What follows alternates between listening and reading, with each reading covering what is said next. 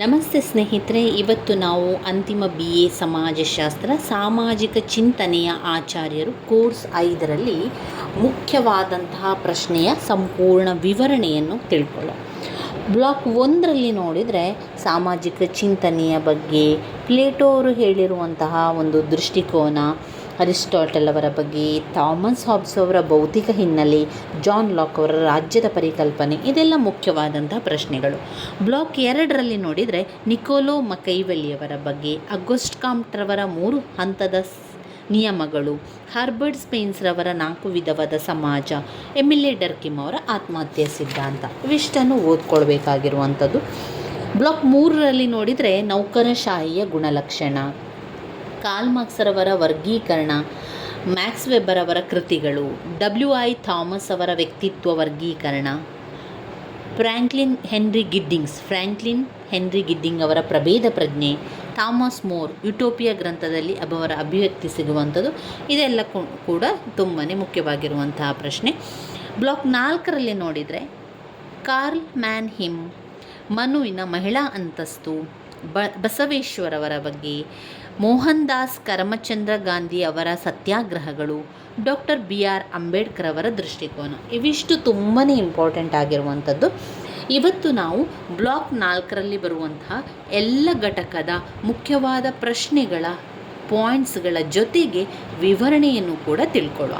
ಯಾಕಂದರೆ ಈಗ ನಾವು ಬ್ಲಾಕ್ 4ರನ್ನು ಇವತ್ತು ಯಾಕೆ ಆಯ್ಕೆ ಮಾಡ್ಕೊಂಡಿದ್ದೇನೆ ಅಂತ ಹೇಳಿದರೆ, ಈ ಬ್ಲಾಕ್ 4ರಿಂದ ಬರುವಂತಹ ಪ್ರಶ್ನೆಗಳು ರಿಪೀಟಾಗಿ ಕೇಳಿರುವಂತಹ ಪ್ರಶ್ನೆಗಳು, ಪದೇ ಪದೇ ಕೊಟ್ಟಿರುವಂತಹ ಪ್ರಶ್ನೆಗಳು. ನೀವು ಹಳೆಯ ಪ್ರಶ್ನೆ ಪತ್ರಿಕೆಗಳನ್ನೆಲ್ಲ ನೋಡಿದರೆ ಗಾಂಧೀಜಿಯವರ ಸತ್ಯಾಗ್ರಹ ಇರ್ಬೋದು, ಅಂಬೇಡ್ಕರ್ ಅವರದು, ಬಸವಣ್ಣನವರದು, ಮನು ಮಹಿಳೆ ಅಂತಸ್ತು, ಕಾರ್ಲ್ ಮ್ಯಾನ್ ಹಿಮ್, ಈ ಪ್ರಶ್ನೆಗಳು ಇದ್ದೇ ಇರ್ತದೆ. ಈ ಒಂದು ಘಟಕದಿಂದ ಪ್ರಶ್ನೆಗಳು ಕೊಡುವಂತಹ ಯಾವುದಾದ್ರೂ 1-2 ಪ್ರಶ್ನೆಗಳು ಈ ಒಂದು ಬ್ಲಾಕಿನಿಂದ ಅವರು ಕೊಟ್ಟಿರ್ತಾರೆ. ಹಾಗೂ ಅದರಲ್ಲಿ ಅಂಬೇಡ್ಕರ್ ಅವರ ಬಗ್ಗೆ, ಬಸವಣ್ಣನವರ ಬಗ್ಗೆ ಎಲ್ಲ ಪ್ರಶ್ನೆಗಳು ನಿಮ್ಮ ಪ್ರಶ್ನೆ ಪತ್ರಿಕೆಯಲ್ಲಿ ಇದ್ದೇ ಇರುವಂತಹ ಪ್ರಶ್ನೆ. ಆದ್ದರಿಂದ ನಾವು ಇವತ್ತು ಪಾಯಿಂಟ್ಸ್ ಜೊತೆಗೆ ಸಂಪೂರ್ಣ ವಿವರಣೆಯನ್ನು ತಿಳ್ಕೊಳ್ಳೋಣ.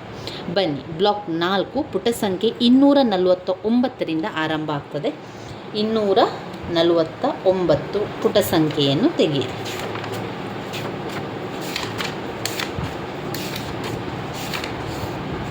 ನೋಡಿ, 249ರಲ್ಲಿ ಬ್ಲಾಕ್ 4 ಬರ್ತದೆ.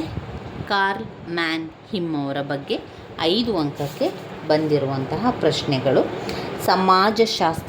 ಜ್ಞಾನ ಸಮಾಜಶಾಸ್ತ್ರದ ಪಿತಾಮಹ ಯಾರು? ಕಾರ್ಲ್ ಮಾರ್ಕ್ಸ್ ಅಂದರೆ ಯಾರು ಎನ್ನುವಂಥ ನಮಗೆ ಸ್ವಲ್ಪ ಗೊತ್ತಿರಲಿ.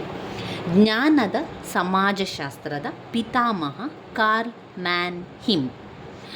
ಕಾರ್ಲ್ ಮ್ಯಾನ್ ಹಿಮ್ ಅವರು ಯಹೂದಿ ಕುಟುಂಬದ ಮಧ್ಯಮ ವರ್ಗದಲ್ಲಿ ಜನ್ಮವನ್ನು ತಾಳಿದರು.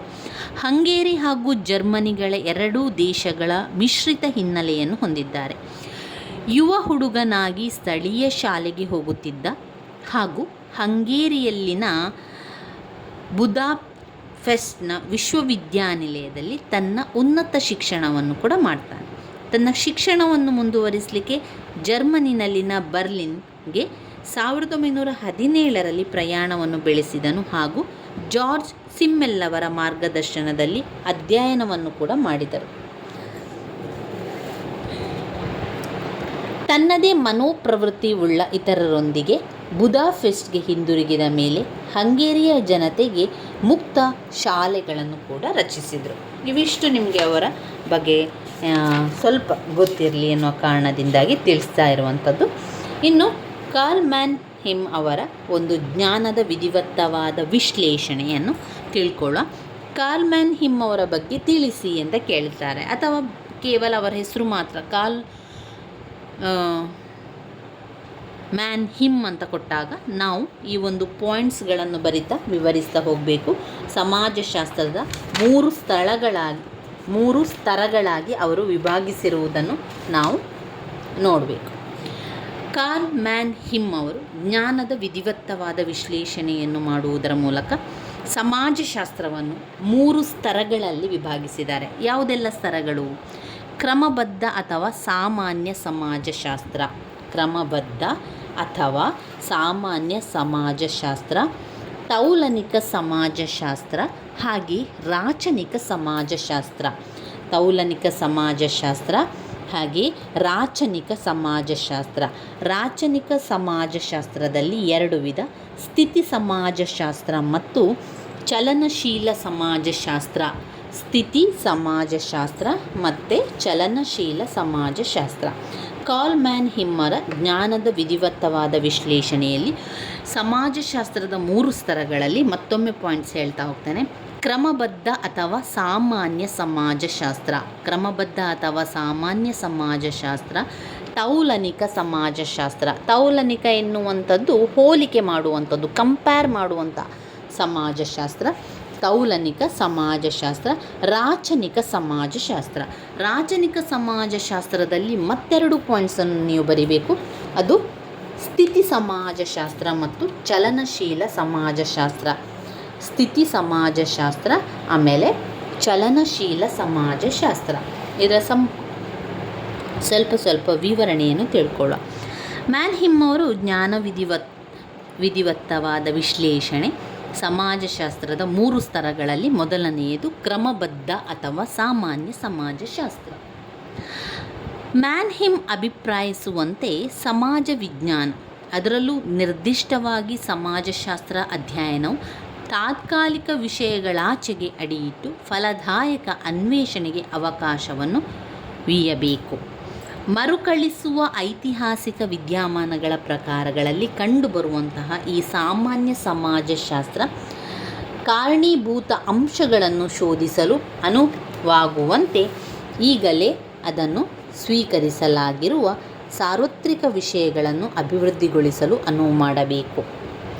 ಸಾಮಾನ್ಯ ಸಮಾಜಶಾಸ್ತ್ರವು ಸಮಾಜ ವ್ಯವಸ್ಥೆಯೊಂದನ್ನು ಸಾಧ್ಯ ಮಾಡುವ ಪ್ರಧಾನ ಮೂಲಾಂಶಗಳನ್ನು ಸಾಮಾಜಿಕ ವಿದ್ಯಮಾನಗಳ ಅಸ್ಥಿರತೆಯೊಂದಿಗೆ ಅನ್ವೇಷಿಸುವ ಕೆಲಸವನ್ನು ಮಾಡುತ್ತದೆ.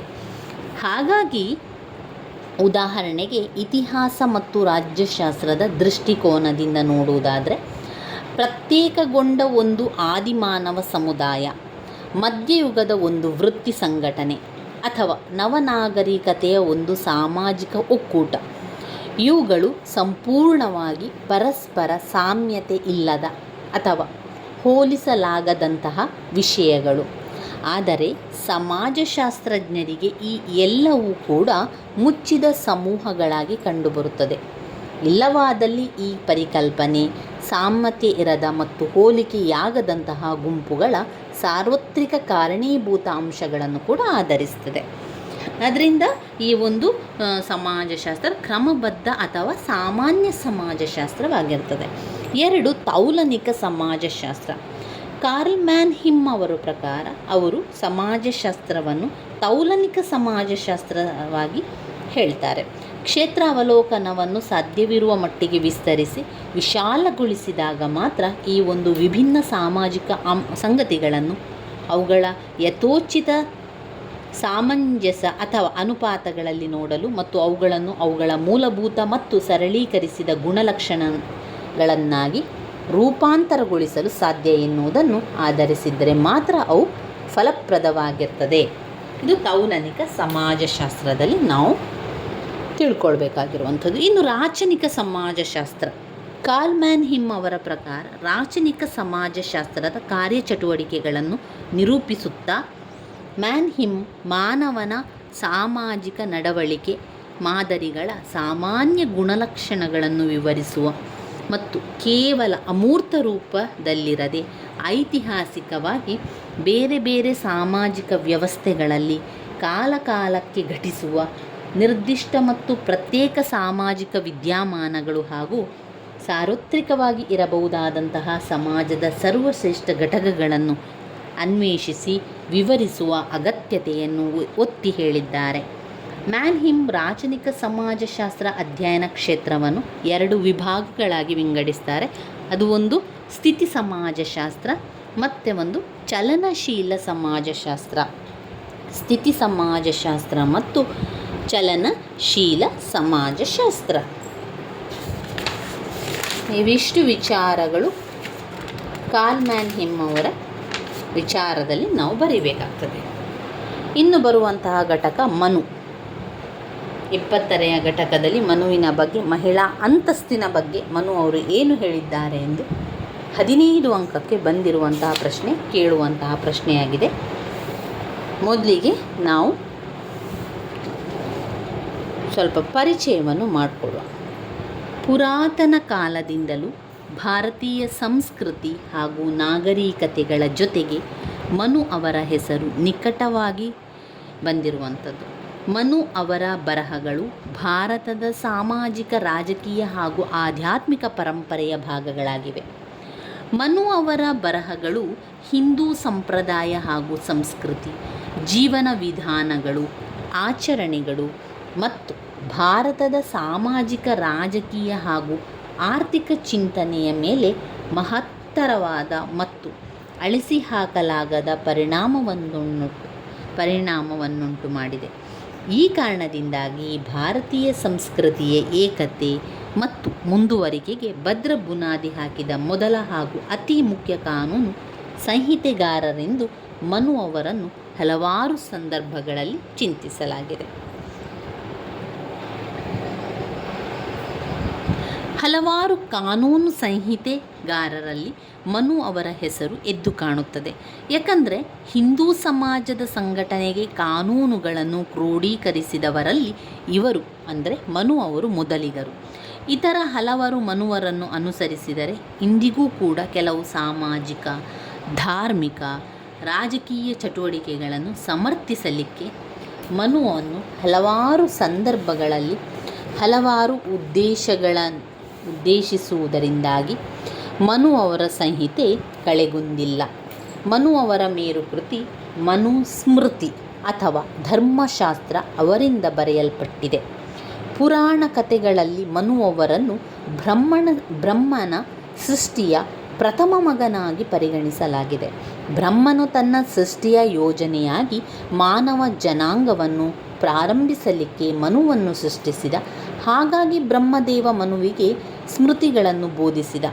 ನಂತರ ಮನು ಇತರೆ ಋಷಿಗಳಿಗೆ ಹಾಗೂ ಪ್ರಾಜ್ಞರಿಗೆ ಈ ಜ್ಞಾನವನ್ನು ಹರಡಿದನು. ಪವಿತ್ರ ಗ್ರಂಥ ಅಗ್ನಿಪುರಾಣವು ಸ್ವಯಂಭುವ ಮನುವಿಗೆ ಅನ್ವಯಿಸುತ್ತದೆ. ಇದರ ಅರ್ಥ ಮನು ತಾನಾಗಿಯೇ ಸೃಷ್ಟಿಸಿಕೊಂಡವನು ಹಾಗೂ ರಾಜತ್ವದ ಅಧಿಕಾರವನ್ನು ತೋರ್ಪಡಿಸಿದವನು ಎಂದಾಗುತ್ತದೆ. ಮನು ಹಾಗಾಗಿಯೇ ಸೃಷ್ಟಿಗೊಂಡ ನಂತರ ಮಾನವ ಇತಿಹಾಸದ ವಿವಿಧ ಘಟ್ಟಗಳಲ್ಲಿನ ವಿವಿಧ ಜೀವಿಗಳ ಸೃಷ್ಟಿಯಲ್ಲಿ ಸಹಾಯ ಮಾಡಿದ್ದಾರೆಂದು ನಂಬಿಕೆ ಇದೆ. ಹೀಗಾಗಿ ಅವರು ಅಧಿಕಾರ, ದತ್ತಾಧಿಕಾರ ಹಾಗೂ ಜ್ಞಾನದ ಮೂಲವಾದುದು ತಮ್ಮ ಆಡಳಿತದ ಮೂಲಕ ವಿವಿಧ ಪೀಳಿಗೆಗಳಲ್ಲಿನ ಮಾನವನ ಜೀವಿಗಳಿಗೆ ಅವರು ಮಾರ್ಗದರ್ಶಕರಾಗಿದ್ದಾರೆ. ಇಲ್ಲಿ ಮುಖ್ಯವಾಗಿ ಅವರು ಹೇಳುವ ಪ್ರಕಾರ ಮನು ಅವರ ಧರ್ಮದ ಮೂಲಗಳು ಮತ್ತು ಸ್ತ್ರೀಯರ ಅವರ ಒಂದು ರೀತಿ ನೀತಿಗಳು, ಸ್ತ್ರೀಯರ ಬಗ್ಗೆ ಅವರು ಏನು ಹೇಳಿದ್ದಾರೆ ಎನ್ನುವಂಥದ್ದು ಕೂಡ ತುಂಬಾ ಮುಖ್ಯವಾಗಿರ್ತದೆ. ಮಹಿಳಾ ಅಂತಸ್ತಿನ ಬಗ್ಗೆ ಮನು ಅವರು ಏನು ಹೇಳಿದ್ದಾರೆ ಎನ್ನುವಂಥದ್ದು 15 ಅಂಕಕ್ಕೆ ಹೇಳಿದ್ದಾರೆ. ನಾವು ಮೊದಲಿಗೆ ಮನು ಅವರ ಧರ್ಮದ ಮೂಲಗಳನ್ನು ತಿಳ್ಕೊಳ್ಳೋಣ. ಮನು ಅವರು ಗುರುತಿಸಿರುವ 5 ಮೂಲಗಳು ಅಂತ ಹೇಳಿದರೆ ಧರ್ಮದ ಮೂಲಗಳು 5 ಧರ್ಮದ ಮೂಲಗಳಿದೆ. 1, ಪರಮದತ್ತಾಧಿಕಾರವನ್ನು ಹೊಂದಿ ರಚಿತಗೊಂಡಿರುವ ವೇದಗಳು ಪವಿತ್ರ ಧರ್ಮದ ಮೊದಲ ಮೂಲವಾಗಿದೆ ಎಂದು ಹೇಳಿದ್ದಾರೆ. ಪರಮದತ್ತಾಧಿಕಾರವನ್ನು ಹೊಂದಿ ರಚನೆಗೊಂಡಿರುವಂತಹ ವೇದಗಳು ಪವಿತ್ರ ಧರ್ಮದ ಮೊದಲ ಮೂಲವಾಗಿದೆ. 2, ಧರ್ಮಶಾಸ್ತ್ರಗಳು ಹಾಗೂ ಸ್ಮೃತಿಗಳನ್ನು ಎರಡನೆಯ ಮೂಲಗಳು ಎಂದು ಹೇಳಿದ್ದಾರೆ. ಧರ್ಮಶಾಸ್ತ್ರ ಮತ್ತು ಸ್ಮೃತಿ ಎನ್ನುವಂಥದ್ದು ಧರ್ಮದ ಎರಡನೆಯ ಮೂಲ. ವೇದಗಳನ್ನು ಬಲ್ಲವರಿಂದ ಬಂದ ಸಂಪ್ರದಾಯ ಹಾಗೂ ಆಚರಣೆಗಳು ಧರ್ಮದ 3ನೆಯ ಮೂಲ. ವೇದನೆಗಳನ್ನು ಬಲ್ಲವರಿಂದ ಬಂದ ಸಂಪ್ರದಾಯ ಮತ್ತು ಆಚರಣೆಗಳು ಧರ್ಮದ 3ನೆಯ ಮೂಲ. 4, ಶುದ್ಧ ಮನಸ್ಸುಳ್ಳ ಹಾಗೂ ಧರ್ಮದ ವಿಶ್ಲೇಷಣೆಯಲ್ಲಿ ಸ್ವಾರ್ಥ ಮನೋಭಾವ, ಪ್ರೇರಣೆ ಇಲ್ಲದ ಸಾಧು ಸ್ವಭಾವದ ವ್ಯಕ್ತಿಗಳಿಂದ ವಿಶ್ಲೇಷಣೆಯನ್ನು ನೀಡಲಾಗಿದೆ. ಶುದ್ಧ ಮನಸ್ಸುಳ್ಳ ಹಾಗೂ ಧರ್ಮದ ವಿಶ್ಲೇಷಣೆಯಲ್ಲಿ ಸ್ವಾರ್ಥ ಮನೋಭಾವ, ಪ್ರೇರಣೆ ಇಲ್ಲದ ಸಾಧು ಸ್ವಭಾವದ ವ್ಯಕ್ತಿಗಳಿಂದ ವಿಶ್ಲೇಷಣೆಯನ್ನು ನೀಡಲಾಗಿದೆ. 5 ಪ್ರಜ್ಞೆಯು ಧರ್ಮದ ಅಂತಿಮ ಮೂಲವಾಗಿದೆ. ಯಾವುದು? ಪ್ರಜ್ಞೆ ಎನ್ನುವಂಥದ್ದು ಧರ್ಮದ ಅಂತಿಮ ಮೂಲವಾಗಿದೆ. ಇವಿಷ್ಟು ಧರ್ಮದ ಮೂಲಗಳಲ್ಲಿ ಬರ್ತದೆ. ಮತ್ತೊಮ್ಮೆ ಹೇಳ್ತೇನೆ. ಪರಮದತ್ತಾಧಿಕಾರವನ್ನು ಹೊಂದಿ ರಚಿತಗೊಂಡಿರುವಂತಹ ವೇದಗಳು ಪವಿತ್ರ ಧರ್ಮದ ಮೊದಲ ಮೂಲ. ಪರಮದತ್ತಾಧಿಕಾರವನ್ನು ಹೊಂದಿ ರಚಿತಗೊಂಡಿರುವಂತಹ ವೇದಗಳು ಪವಿತ್ರ ಧರ್ಮದ ಮೊದಲ ಮೂಲವಾಗಿದೆ. ವೇದಗಳನ್ನು ಮೇಲ್ದರ್ಜೆಯ ಹಾಗೂ ಪ್ರಶ್ನಾರ್ಹವಲ್ಲದ ಮೂಲವಾಗಿ ಮನು ಅವರು ಒಪ್ಪಿಕೊಂಡಿದ್ದಾರೆ. ಧರ್ಮ ಕುರಿತು ಬರೆಯಲಿಕ್ಕೆ ಅವರಿಗೆ ಹೆಚ್ಚಿನ ಪ್ರೇರಣೆ ಬಂದದ್ದು ವೇದಗಳಿಂದ. ವೇದಗಳು ಏನನ್ನು ಹೇಳುತ್ತವೆಯೋ ಅದನ್ನು ಬದಲಾಯಿಸಲಾಗುವುದಿಲ್ಲ. ಆದುದರಿಂದ ಪ್ರಸ್ತುತ ಅಗತ್ಯದ ಯಥೋಚಿತತೆಗೆ ಮನು ಅವರ ಧರ್ಮದ ವಿಶ್ಲೇಷಣೆಯು ಅದರ ಮುಂದುವರಿದ ವಿವರಣೆ ಹಾಗೂ ವಿಸ್ತರಣೆಯಾಗಿದೆ. ಯಾವುದೇ ವಿವಾದ ಉದ್ಭವಿಸಿದಲ್ಲಿ ನ್ಯಾಯ ನಿರ್ಣಯಿಸುವ ಅಂತಿಮ ಮೂಲ ವೇದಗಳೇ ಆಗಿವೆ ಎಂಬುದಾಗಿ ಹೇಳುತ್ತದೆ. 2ನೇ ಪಾಯಿಂಟಲ್ಲಿ ಧರ್ಮಶಾಸ್ತ್ರಗಳು ಹಾಗೂ ಸ್ಮೃತಿಗಳನ್ನು 2ನೆಯ ಮೂಲ ಒಳಗೊಂಡಿದೆ. ಧರ್ಮಶಾಸ್ತ್ರಗಳು ಹಾಗೂ ಸ್ಮೃತಿಗಳು 2ನೇ ಮೂಲ ಒಳಗೊಂಡಿದೆ. ಅವುಗಳನ್ನು ವೇದಗಳ ಮೇಲೆ ಪ್ರೌಢಿಮೆ ಉಳ್ಳವರೆಂದು ಪರಿಗಣಿಸಲಾಗಿರುವ ಹೆಸರುವಾಸಿ ಹಾಗೂ ಪ್ರಸಿದ್ಧ ಜ್ಞಾನಿಗಳಿಂದ ವೇದಗಳ ಜ್ಞಾನದ ಆಧಾರದ ಮೇಲೆ ಬರೆದಿರುವಂಥದ್ದು ಕೂಡ ಆಗಿದೆ. ವೇದಗಳು ಬದಲಾಗದಂತಹವು.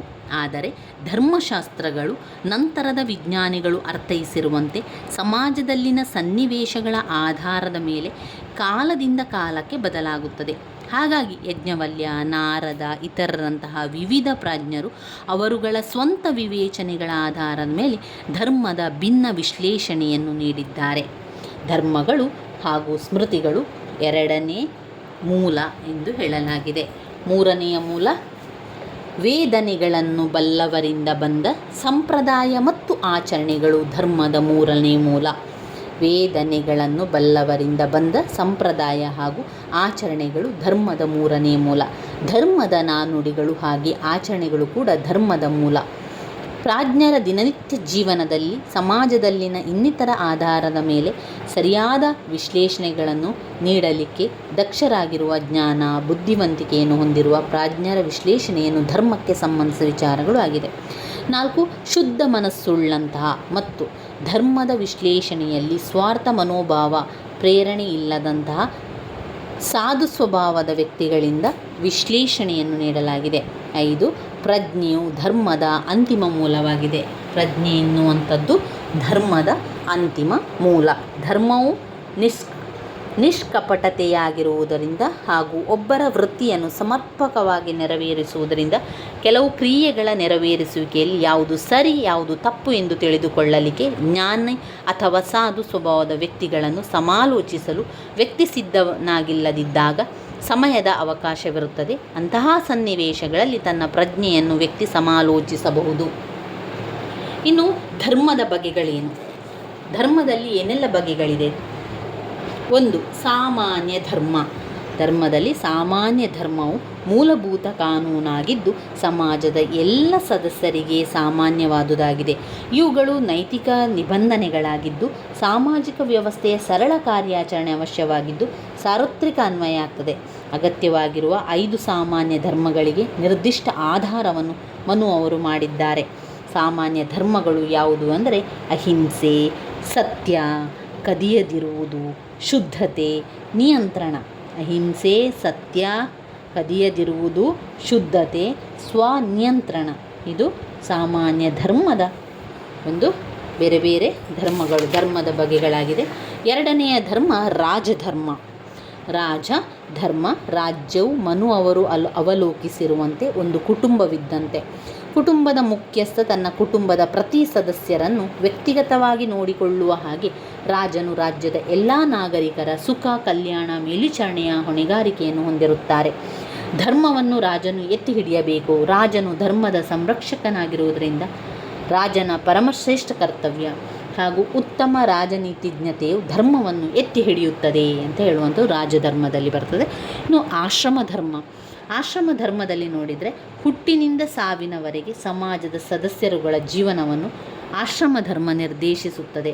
ಅಂದರೆ ಜೀವನದ ಎಲ್ಲ ಹಂತಗಳಲ್ಲಿನ ವ್ಯಕ್ತಿಯ ಕರ್ತವ್ಯಗಳನ್ನು ಆಶ್ರಮ ಧರ್ಮವು ಪಟ್ಟಿ ಮಾಡಿದೆ. ನಿಲ್ಲುವ ವಿಶ್ರಾಂತಿಯ ಸ್ಥಳ, ವ್ಯಕ್ತಿಯ ಒಬ್ಬರ ಜೀವನದಲ್ಲಿನ ಹಂತ ಎಂಬುದಾಗಿ ಆಶ್ರಮ ಎಂಬ ಪದವು ಅರ್ಥವನ್ನು ನೀಡುತ್ತದೆ. ಸಂಸ್ಕೃತ ಪದ ಶ್ರಮದಿಂದ ಉತ್ಪತ್ತಿಯಾಗುವಂಥದ್ದು. ಪ್ರಯತ್ನ ಹಾಕು, ಮಾಡು, ಏನಾದರೂ ಮಾಡಲಿಕ್ಕೆ ಶಕ್ತಿಯನ್ನು ತೋರಿಸು ಎಂದರ್ಥವನ್ನು ನೀಡುವಂಥದ್ದು. ಬೇರೆ ಮಾತುಗಳಲ್ಲಿ ಹೇಳುವುದಾದರೆ ಜೀವನದ ಪ್ರಯಾಣದಲ್ಲಿ ಒಂದು ಹೆಜ್ಜೆ ಎಂಬ ಅರ್ಥ ಕೊಡುವಂಥದ್ದು ಆಶ್ರಮ ಧರ್ಮ. ಆಶ್ರಮ ಧರ್ಮದಲ್ಲಿ ನಾವು ತಿಳ್ಕೊಳ್ಬೇಕಾಗಿರುವಂತಹ ಪಾಯಿಂಟ್ಸ್: 1 ಬ್ರಹ್ಮಚರ್ಯಾಶ್ರಮ, 2 ಗೃಹಸ್ಥಾಶ್ರಮ, 3 ವಾನಪ್ರಸ್ಥಾಶ್ರಮ, 4 ಸನ್ಯಾಸಾಶ್ರಮ. ಬ್ರಹ್ಮಚರ್ಯಾಶ್ರಮದಲ್ಲಿ ಉಪನಯನ ಎನ್ನುವ ಕಾರ್ಯಕ್ರಮವನ್ನು ಮಾಡಿ ಉಪನಯನ ಕಾರ್ಯಕ್ರಮಗಳನ್ನು ಮಾಡಿ ಮಂತ್ರಗಳನ್ನೆಲ್ಲ ತಿಳ್ಕೊಂಡು ಗುರುವಿನ ಬಳಿಗೆ ಹೋಗುವಂಥದ್ದು. ಗುರುಕುಲದಲ್ಲಿದ್ದುಕೊಂಡು ಗುರು ಹೇಳಿಕೊಟ್ಟಂಥ ಎಲ್ಲ ಒಂದು ವಿದ್ಯೆಗಳನ್ನು ಕಲಿಯುವಂಥದ್ದು ಬ್ರಹ್ಮಚರ್ಯಾಶ್ರಮ. ಗೃಹಸ್ಥಾಶ್ರಮ ಅಂದರೆ ಎಲ್ಲ ಗುರುವಿನಿಂದ ವಿದ್ಯಾಭ್ಯಾಸವನ್ನು ಕಲಿತ ನಂತರ ಬಂದು ವಿವಾಹವಾಗುವುದು ಗೃಹಸ್ಥಾಶ್ರಮ. ಎಲ್ಲವನ್ನು ಬಿಟ್ಟು ಕಾಡಿನ ಹೋಗಿ ತಪಸ್ಸು ಮಾಡುವುದು ವಾನಪ್ರಸ್ಥಾಶ್ರಮ. ಸನ್ಯಾಸ ಆಶ್ರಮ ಅಂದರೆ ಇಲ್ಲಿ ಪತಿ ಪತ್ನಿಯರಿಬ್ಬರು ಸಮಾಜವನ್ನು ತೊರೆದು ಸಮಾಜದ ಹೊರಗಡೆ ಇಬ್ಬರು ಜೊತೆಯಾಗಿ ಬಾಳ್ವೆ ನಡೆಸುವ ಹಂತವಾಗಿದೆ. ಒಂದು ಆಧ್ಯಾತ್ಮಿಕ ಜೀವನಕ್ಕೆ ದಾರಿ ಮಾಡಿಕೊಡುವ ಎಲ್ಲ ಲೌಕಿಕ ವಸ್ತುಗಳಿಂದ ಸಂಪೂರ್ಣ ಪರಿತ್ಯಾಗ ಹಾಗೂ ವಿರಕ್ತದ ಹಂತವಾಗಿದೆ. ಇದು ಇದರಲ್ಲಿ ಬರ್ತದೆ. ಇನ್ನು ಧರ್ಮ, ವರ್ಣಧರ್ಮ. ಯಾವುದೆಲ್ಲ ಧರ್ಮದ ಬಗೆಗಳು: ಸಾಮಾನ್ಯ ಧರ್ಮ, ರಾಜಧರ್ಮ, ಆಶ್ರಮ ಧರ್ಮ, ಗೃಹಸ್ಥಾಶ್ರಮ, ವರ್ಣಧರ್ಮ,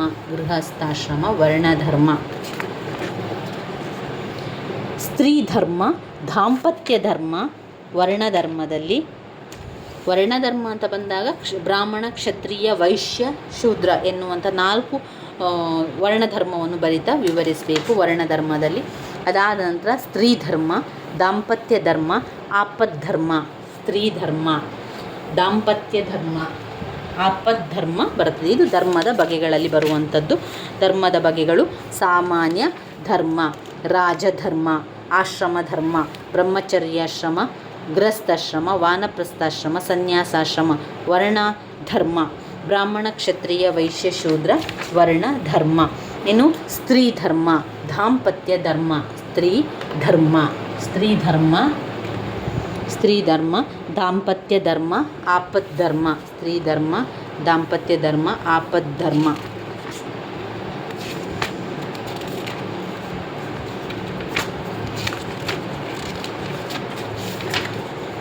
ಇದರಲ್ಲಿ ವೆರಿ ಇಂಪಾರ್ಟೆಂಟ್ ಆಗಿರುವಂಥದ್ದು ಮಹಿಳಾ ಅಂತಸ್ತಿನ ಬಗ್ಗೆ ಓದ್ಕೊಳ್ಳುವ.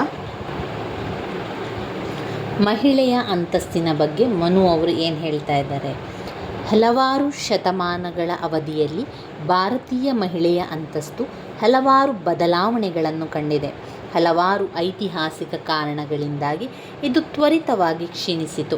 ಸಮಾಜದಲ್ಲಿ ಒಂದು ಕಾಲದಲ್ಲಿ ಗೌರವಾನ್ವಿತ ಹಾಗೂ ಉನ್ನತ ಸ್ಥಾನವನ್ನು ಹೊಂದಿದ್ದ ಮಹಿಳೆಯರು ಪುರಾತನ ಭಾರತದ ಮಹಿಳಾ ಅಂತಸ್ತನ್ನು ಅಧ್ಯಯನ ಮಾಡಬೇಕಾದ ಅಗತ್ಯವಿದೆ.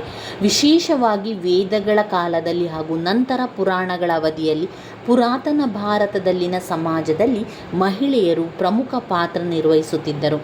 ಭಾರತಕ್ಕೆ ವೇದಗಳನ್ನು ತಂದ ಆರ್ಯ ಸಮಾಜವು ಸಮಾಜದಲ್ಲಿ ಮಹಿಳೆಯರಿಗೆ ಮೇಲ್ಮಟ್ಟದ ಸ್ಥಾನವನ್ನು ಕೂಡ ನೀಡಿದೆ. ಮಹಿಳೆಯರನ್ನು ಗೌರವಿಸಲಾಗುತ್ತಿತ್ತು ಹಾಗೂ ಮಹಿಳೆಯರ ಬುದ್ಧಿವಂತಿಕೆ ಮತ್ತು ಸಾಮರ್ಥ್ಯಗಳನ್ನು ಪ್ರಶಂಸಿಸಲಾಗುತ್ತಿತ್ತು. ವಾಸ್ತವವಾಗಿ ದೇವತೆಗಳು, ನದಿಗಳು, ಪ್ರಕೃತಿ ಇತ್ಯಾದಿಗಳಂತಹ ದೈವಿಕತೆಯ ಹೆಚ್ಚಿನ ಅಂಶಗಳನ್ನು ಮಹಿಳಾ ರೂಪದಲ್ಲಿ ಆರಾಧಿಸಲಾಗುತ್ತದೆ. ಇಲ್ಲಿ ಅವರು ಉತ್ತಮವಾದ ವಿಚಾರಗಳನ್ನು ಹೇಳ್ತಾ ಹೋಗ್ತಾರೆ. ಅಂತಸ್ತಿನಿಂದ ಮಹಿಳೆಯರು ವಂಚಿತರಾಗಲಿಕ್ಕೆ ಮನುಸ್ಮೃತಿಯಲ್ಲಿ ಹಲವು ನಿರ್ಬಂಧಗಳನ್ನು ನಮೂದಿಸಲಾಗಿದೆ. ಮಹಿಳೆಯರ ಅಂತಸ್ತು ಕುರಿತಂತೆ ಮನು ಅವರ ಅಭಿಪ್ರಾಯವು ಅಸಂಬದ್ಧವಾಗಿದ್ದು ಹಲವು ಸಂದರ್ಭದಲ್ಲಿ ಸ್ವರೂಪದಲ್ಲಿ ಭೇದಾತ್ಮಕವಾದುದಾಗಿದೆ. ಕೆಲವು ಶ್ಲೋಕಗಳಲ್ಲಿ ಸಮಾಜದ ಮಹತ್ವವುಳ್ಳ ಆಭರಣ ಹಾಗೂ ಮನೆಯ ಜ್ಯೋತಿಯಾಗಿ ಮಹಿಳೆಯರನ್ನು ಮನು ಪ್ರಶಂಸಿಸಿದ್ದಾನೆ. ಇಲ್ಲಿ ನಾನು ಪಾಯಿಂಟ್ಸ್ ರೀತಿಯಲ್ಲಿ ನಿಮಗೆ ಹೇಳ್ತಾ ಹೋಗ್ತೇನೆ ಮಹಿಳೆಯ ಅಂತಸ್ತಿನ ಬಗ್ಗೆ. ಪಾಯಿಂಟ್ ನಂಬರ್ 1, ಎಲ್ಲಿ ಮಹಿಳೆಯರನ್ನು ಗೌರವಿಸುತ್ತಾರೋ ಅಲ್ಲಿ ದೇವರು ನೆಲೆಸಿರುತ್ತಾರೆ. ಎಲ್ಲಿ ಮಹಿಳೆಯರನ್ನು ಗೌರವಿಸುತ್ತಾರೋ ಅಲ್ಲಿ ದೇವರು ನೆಲೆಸಿರುತ್ತಾರೆ.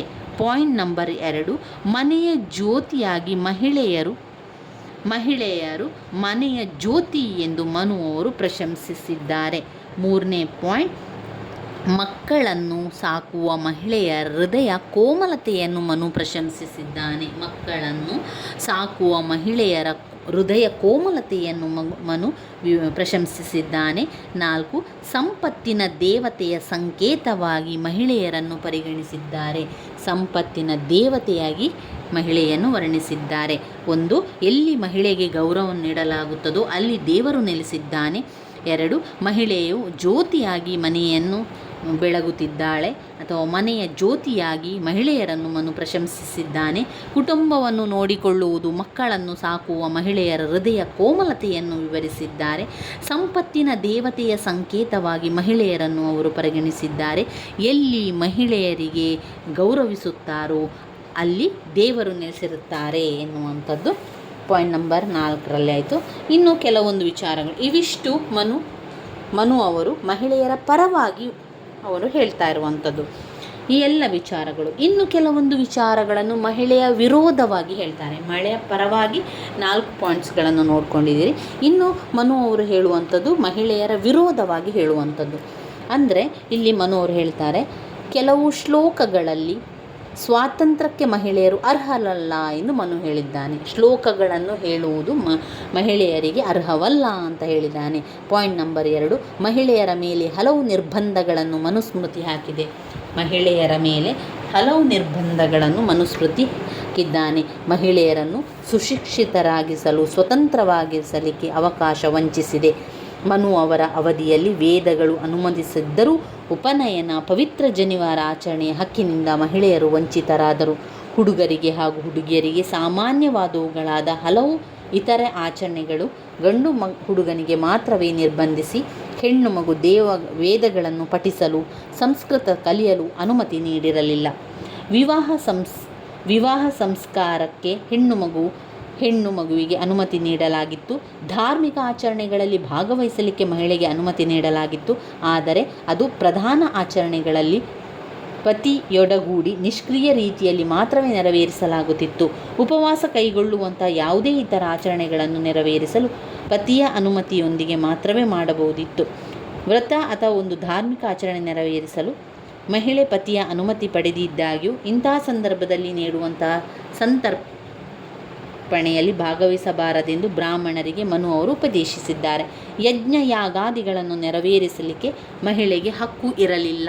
ಪಾಯಿಂಟ್ ನಂಬರ್ 3, ಯಜ್ಞ ಯಾಗಾದಿಗಳನ್ನು ಮಾಡಲಿಕ್ಕೆ ಮಹಿಳೆಯರಿಗೆ ಒಂದು ಹಕ್ಕು ಇರಲಿಲ್ಲ.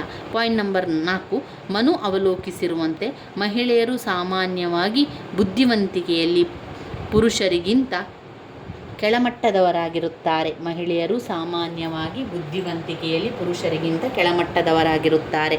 ಪಾಯಿಂಟ್ ನಂಬರ್ 5, ಪತಿಯನ್ನು ಪತ್ನಿ ಹಿಂದಿಕ್ಕಿದರೆ ಅಥವಾ ಪತಿಯ ಮೇಲೆ ಪ್ರಭುತ್ವವನ್ನು ಸಾಧಿಸಲು ಪ್ರಯತ್ನಿಸಿದರೆ ಆಕೆಯು ಹಲವಾರು ಕಾಯಿಲೆಗಳಿಗೆ ತುತ್ತಾಗಬೇಕಾಗುತ್ತದೆ. ಮನು ಹೇಳಿದ್ದಾರೆ, ಪತಿಯನ್ನು ಪತ್ನಿ ಹಿಂದಿಕ್ಕಿದ್ದರೆ ಅಥವಾ ಪತಿಯ ಮೇಲೆ ಪ್ರಭುತ್ವವನ್ನು ಸಾಧಿಸಲು ಹೊರಟರೆ ಅಥವಾ ಆಕೆ ಹಲವಾರು ಕಾಯಿಲೆಗಳಿಗೆ ತುತ್ತಾಗಬೇಕಾಗುತ್ತದೆ ಎಂದು ಮನು ಅವರು ಹೇಳಿದ್ದಾರೆ. ಪತ್ನಿಯು ತಪ್ಪು ನಡವಳಿಕೆಗೆ ಒಳಗಾದಾಗ ಪತಿಯಾದವನು ಹೊಡೆಯಲು ಅಥವಾ ಶಿಕ್ಷಿಸಲು ಅನುಮತಿ ನೀಡಲಾಗಿದೆ. ಗಂಡು ಮಗುವಿಗೆ ಜನ್ಮ ನೀಡಲು ವಿಫಲಲಾದಾಗ ಹೆಣ್ಣು ಮಕ್ಕಳಿಗೆ ಮಾತ್ರವೇ ಜನ್ಮ ನೀಡಿದಾಗ, ಬಂಜೆಯಾದಾಗ ಪತಿಯಾದವನು 2ನೇ ವಿವಾಹ ಮಾಡಿಕೊಳ್ಳಬಹುದು. ಪತಿಗೆ ನಿಷ್ಠೆಯಿಲ್ಲದ ಅಥವಾ ಜಾರಿಣಿಯಾದ ಮಹಿಳೆ ಮೇಲೆ ದಂಡಗಳ ಹಲವಾರು ಬಗೆಗಳನ್ನು ಮನು ಅವರು ಹೇಳಿದ್ದಾರೆ. ಪಾಯಿಂಟ್ ನಂಬರ್ 6ಅಲ್ಲಿ ಪತ್ನಿಯ ಕೇವಲ ತನ್ನ ಮನೆಯ ಯಜಮಾನಿಯಾಗಿದ್ದಾಳೆ. ಪತ್ನಿಯ ಕೇವಲ ತನ್ನ ಮನೆಯ ಯಜಮಾನಿಯಾಗಿದ್ದಾಳೆ. ತನ್ನ ಮನೆಯ 4 ಗೋಡೆಯ ಒಳಗಡೆ ಮಾತ್ರ ಪ್ರಭಾವವಿರುತ್ತದೆ. ಮನೆಯ ಆರ್ಥಿಕ ವಿಚಾರಗಳ ಮೇಲೆ ನಿಯಂತ್ರಣದ ದತ್ತಾಧಿಕಾರವನ್ನು ಅವಳು ಹೊಂದಿದ್ದಾಳೆ ಹಾಗೂ ಮನೆಯ ಸುಲಲಿತ ನಿರ್ವಹಣೆಗೆ ಅಗತ್ಯವಾದ ಸರಕುಗಳನ್ನು ಸರಿದೂಗಿಸುತ್ತಾಳೆ. ಪತ್ನಿಯರನ್ನು ಪತಿಯಾದವನು ಗೌರವಿಸಬೇಕು ಹಾಗೂ ಮಕ್ಕಳು ತಾಯಿಯನ್ನು ಗೌರವಿಸಬೇಕು. ಪಾಯಿಂಟ್ ನಂಬರ್ 7, ಮಹಿಳೆಯರು ಸವಲತ್ತುಗಳು ಹಾಗೂ ಅಂತಸ್ತುವಿನಿಂದ ವಂಚಿತರಾಗಿದ್ದಾರೆ. ವೇದಗಳನ್ನು ಕಲಿಯಲಿಕ್ಕೆ, ಸಂಸ್ಕೃತ ಭಾಷೆಯನ್ನು ಅಧ್ಯಯನ ಮಾಡಲಿಕ್ಕೆ ಅಥವಾ ಗುರುಕುಲಕ್ಕೆ ಹೋಗುವುದಕ್ಕೆ ನಿಷೇಧ ಹೇರಿರುವುದರಿಂದಾಗಿ ಮಹಿಳೆಯರು ಅಜ್ಞಾನಿ, ಅನಕ್ಷರಸ್ಥರಾಗುವುದಕ್ಕೆ ಪ್ರಾರಂಭಗೊಳ್ಳುತ್ತದೆ. ಹೀಗಾಗಿ ಮಹಿಳೆಯರು ಸವಲತ್ತು ಮತ್ತು ಅಂತಸ್ತುಗಳಿಂದ ವಂಚಿತರಾಗಿದ್ದಾರೆ. ಸವಲತ್ತು ಮತ್ತು ಅಂತಸ್ತಿನಿಂದ ವಂಚಿತರಾಗಿದ್ದಾರೆ. ಮಹಿಳೆಯರ ಬಗೆಗೆ ಅಸಂಬದ್ಧ ಉಲ್ಲೇಖನಗಳನ್ನು ಮನುಸ್ಮೃತಿ ನೀಡಿದೆ. ಕೆಲವು ಶ್ಲೋಕಗಳಲ್ಲಿ ಮಹಿಳೆಯರನ್ನು ಮನು ಅವರು ಪ್ರಶಂಸಿಸಿದ್ದಾರೆ ಹಾಗೂ ಅವರ ಏಳಿಗೆಗೋಸ್ಕರ ಸಲಹೆ ಸೂಚನೆಗಳನ್ನು ನೀಡಿದ್ದಾರೆ. ಆದರೆ ಇತರ ವಿಚಾರಗಳಲ್ಲಿ ಅವರು ನೀಡಿರುವ ಅಭಿಪ್ರಾಯಗಳು ಮಹಿಳೆಯರ ಭೌತಿಕ ಬೆಳವಣಿಗೆಯನ್ನು ಹಾಗೂ ಅಭಿವೃದ್ಧಿಯನ್ನು ನಿರ್ಬಂಧಿಸಿದೆ ಮತ್ತು ಕೆಳಮಟ್ಟದ ಅಂತಸ್ತಿಗೆ ಅವರನ್ನು ದೂಡಲ್ಪಟ್ಟಿದೆ. ಇವಿಷ್ಟು ವಿಚಾರಗಳು ಮಹಿಳಾ ಅಂತಸ್ತಿನಲ್ಲಿ ನೀವು ಬರೀಬೇಕು. ಮೊದಲು ಮನು ಪರವಾಗಿ ಮಾತನಾಡುವಂಥದ್ದು, ಅವರಿಗೆ ಎಲ್ಲ ಗೌರವ ಕೊಡಬೇಕು, ಮನೆಯ ದೀಪ, ಮನೆಯ ಅವರಲ್ಲಿ ಹೃದಯ ಕೋಮಲತೆ ಇದೆ, ಮಕ್ಕಳನ್ನು ಲಾಲನ ಪಾಲನೆ ಮಾಡ್ತಾರೆ, ಅವರಿಗೆ ಗೌರವಿಸಬೇಕು, ಎಲ್ಲಿ ಅವರಿಗೆ ಗೌರವ ನೀಡ್ತದೆ ಅಲ್ಲಿ ದೇವರು ಇರ್ತಾನೆ ಎನ್ನುವಂಥದ್ದನ್ನು ಮನು ಹೇಳ್ತಾನೆ. ಅದಾದ ನಂತರ ಹೇಳುವಂಥದ್ದು, ಅವರು ಮಹಿಳೆಯರು ಯುದ್ಧಗಳನ್ನು ಮಾಡುವ ಹಾಗಿಲ್ಲ, ಯಜ್ಞ ಯಾಗಾದಿಗಳನ್ನು ಮಾಡುವ ಹಾಗಿಲ್ಲ, ಅವರು ಯಾವುದೇ ರೀತಿಯ ಮಂತ್ರಘೋಷಣೆಗಳನ್ನು ಮಾಡುವಂತಿಲ್ಲ, ಕೆಲವು ಶ್ಲೋಕಗಳನ್ನು ಸ್ವಾತಂತ್ರ್ಯಕ್ಕೆ ಮಹಿಳೆಯರು ಇಲ್ಲ ಎನ್ನುವಂಥದ್ದನ್ನು ಮನು ತಿಳಿಸಿಕೊಡುವಂಥದ್ದು. ಮಹಿಳೆಯರ ಸಾಮಾನ್ಯ ಬುದ್ಧಿವಂತಿಕೆಯಲ್ಲಿ ಪುರುಷರಿಂದ ಕಡಿಮೆ ಅಂತ ಹೇಳ್ತಾ ಇದ್ದಾರೆ. ಯಜ್ಞ ಯಾಗಾದಿಗಳ ನೆರವೇರಿಸಲಿಕ್ಕೆ ಮಹಿಳೆಗೆ ಹಕ್ಕು ಇರಲಿಲ್ಲ.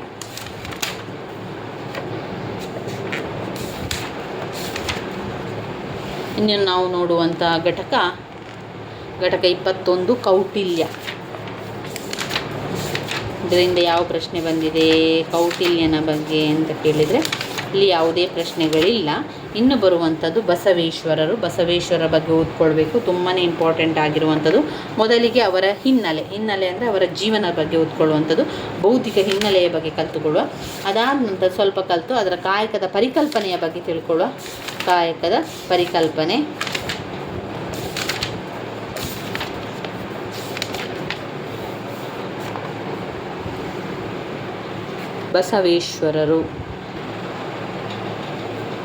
ಬಸವೇಶ್ವರರ ಬಗ್ಗೆ ಮೊದಲು ಅವರ ಭೌತಿಕ ಹಿನ್ನೆಲೆಯನ್ನು ತಿಳ್ಕೊಳ್ಳೋ. ಭೌತಿಕ ಹಿನ್ನೆಲೆ: ಕರ್ನಾಟಕ ರಾಜ್ಯ, ಉತ್ತರ ಕರ್ನಾಟಕ ಭಾರತದಲ್ಲಿನ ಬಿಜಾಪುರ ಜಿಲ್ಲೆಯಲ್ಲಿನ ಬಾಗೇವಾಡಿಯಲ್ಲಿ ಬಸವೇಶ್ವರರು ಜನಿಸಿದರು.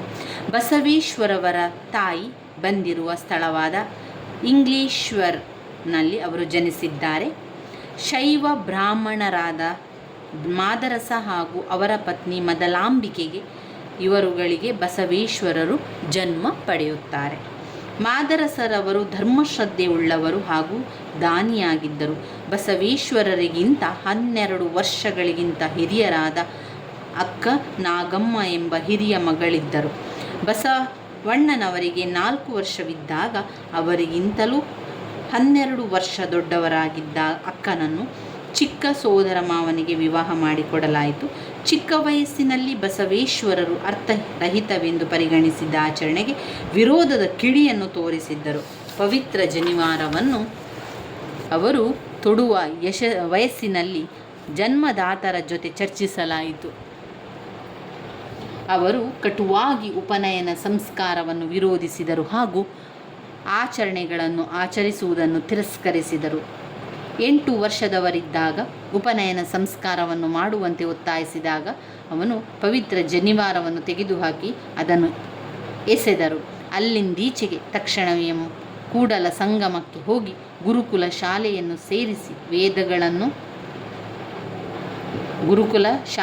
ಸೇರಿ ವೇದಗಳನ್ನು, ಸಂಸ್ಕೃತ ಹಾಗೆ ಇತರ ಪವಿತ್ರ ಗ್ರಂಥ ಹಾಗೂ 10 ವರ್ಷಗಳ ಕಾಲ ಹಿರಣ್ಣಯ್ಯ ಗುರುವಿನ ಹತ್ತಿರ ಅವರು ವಿದ್ಯಾಭ್ಯಾಸವನ್ನು ಮಾಡ್ತಾರೆ. ಬಸವೇಶ್ವರರು 18ನೆಯ ವರ್ಷವರಿದ್ದಾಗ ಮನೆಗೆ ಹಿಂದಿರುಗಿದರು. ಬಿಜ್ಜಳ ರಾಜನ ಕಲಾಚೂರಿ ರಾಜ್ಯದಲ್ಲಿ ಅಧಿಕಾರಿಯಾಗಿದ್ದ ಬಲದೇವರ ಮಗಳು ಗಂಗಾಂಬಿಕೆಯನ್ನು ಪದ್ಧತಿಯನುಸಾರ ಅವರು ವಿವಾಹವಾದರು. ಸಂಸ್ಕೃತದ ಜೊತೆಗೆ ಯುದ್ಧದ ಕಲೆಯು ಗೊತ್ತಿದ್ದ ಬಸವೇಶ್ವರರ ಹೆಂಡತಿಯು ಆ ಕಾಲದಲ್ಲಿ ಹೆಚ್ಚು ಸುಶಿಕ್ಷಿತಳಾಗಿದ್ದಳು ಎಂದು ಹೇಳಲಾಗುತ್ತದೆ. ವಿವಾಹವಾದ ಮೇಲೆ ರಾಜನ ಆಸ್ಥಾನದಲ್ಲಿ ಕರಣಿಕ ಅಥವಾ ಗುಮಾಸ್ತನಾಗಿ ಅವರು ಕೆಲಸವನ್ನು ಮಾಡಿದರು. ತನಗೆ ಬೇಕಾದ ಕೆಲಸವನ್ನು ಕಾರ್ಯತತ್ಪರತೆಯಿಂದ ಮಾಡುತ್ತಿದ್ದುದರಿಂದ ಅಧಿಕಾರಿಗಳಿಗೆ ಹಾಗೂ ರಾಜನಿಗೆ ಪ್ರೀತಿಪಾತ್ರರಾದರು. ಜೊತೆಗೆ ಗಂಗಾಂಬಿಕೆ ಹಾಗೂ ರಾಜ್ಯ ಬಿಜ್ಜಳನ ಸಾಕು ತಂಗಿ ನೀಲಾಂಬಿಕೆಗೆ ನಿಕಟ ಸ್ನೇಹಿತೆಯಾದರು. ತಮ್ಮ ಸ್ನೇಹಿತೆಯನ್ನು ವಿವಾಹವಾಗಲಿಕ್ಕೆ ಬಸವೇಶ್ವರರನ್ನು ಪತ್ನಿ ಪ್ರೇರೇಪಿಸಿದಳು. ಹೀಗಾಗಿ ಸಮಾಜದಲ್ಲಿ ಆ ಕಾಲದಲ್ಲಿ ಆಚರಣೆಯಲ್ಲಿದ್ದಂತಹ ಬಹು ವಿವಾಹದಿಂದಾಗಿ ಎರಡನೆಯ ಬಾರಿಗೆ ನೀರಾಂಬಿಕೆಯನ್ನು ಬಸವೇಶ್ವರರವರು ವಿವಾಹವಾದರು. ಆಕೆ ಬಸವೇಶ್ವರವರ ಎರಡನೇ ಪತ್ನಿಯಾದಳು. ಬಿಜ್ಜಳ ರಾಜನು ಕಲ್ಯಾಣದಿಂದ ಆಳುತ್ತಿದ್ದ.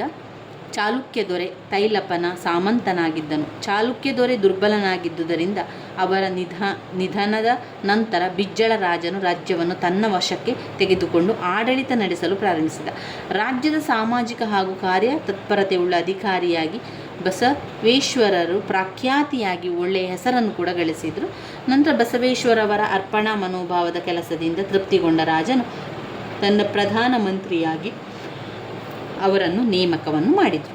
ಹಾಗೂ ವಿವಿಧ ಕಾಲಘಟ್ಟದಲ್ಲಿಯೂ ಕೂಡ ಸೈನ್ಯದ ನಾಯಕರಾಗಿದ್ದರು ಮತ್ತು ಖಜಾನೆಯ ಪ್ರಭಾರರಾಗಿದ್ದರು. ತನ್ನ ಪ್ರಾಮಾಣಿಕತೆ ಹಾಗೂ ಕಂದಾಯದ ವೈಧಾನಿಕ ಸಂಗ್ರಹದಿಂದ ರಾಜ್ಯವು ಬೆಳೆಯಿತು. ಪ್ರೀತ್ಯಾದರಗಳಿಂದ ಜನರು ಅವರನ್ನು ನೋಡುತ್ತಿದ್ದರು. ಬಸವೇಶ್ವರರು 12ನೇ ಶತಮಾನದ ತನ್ನ ಅವಧಿಯಲ್ಲಿ ಕೇಳಿರದ ಅಥವಾ ಗೊತ್ತಿರದ ಪ್ರಜಾಸತ್ತಾತ್ಮಕ ಆದರ್ಶಗಳು, ಗುಣಲಕ್ಷಣಗಳ ಭಾವೋದ್ದೀಪಿತ ಬೆಂಬಲಿಗರಾಗಿದ್ದರು.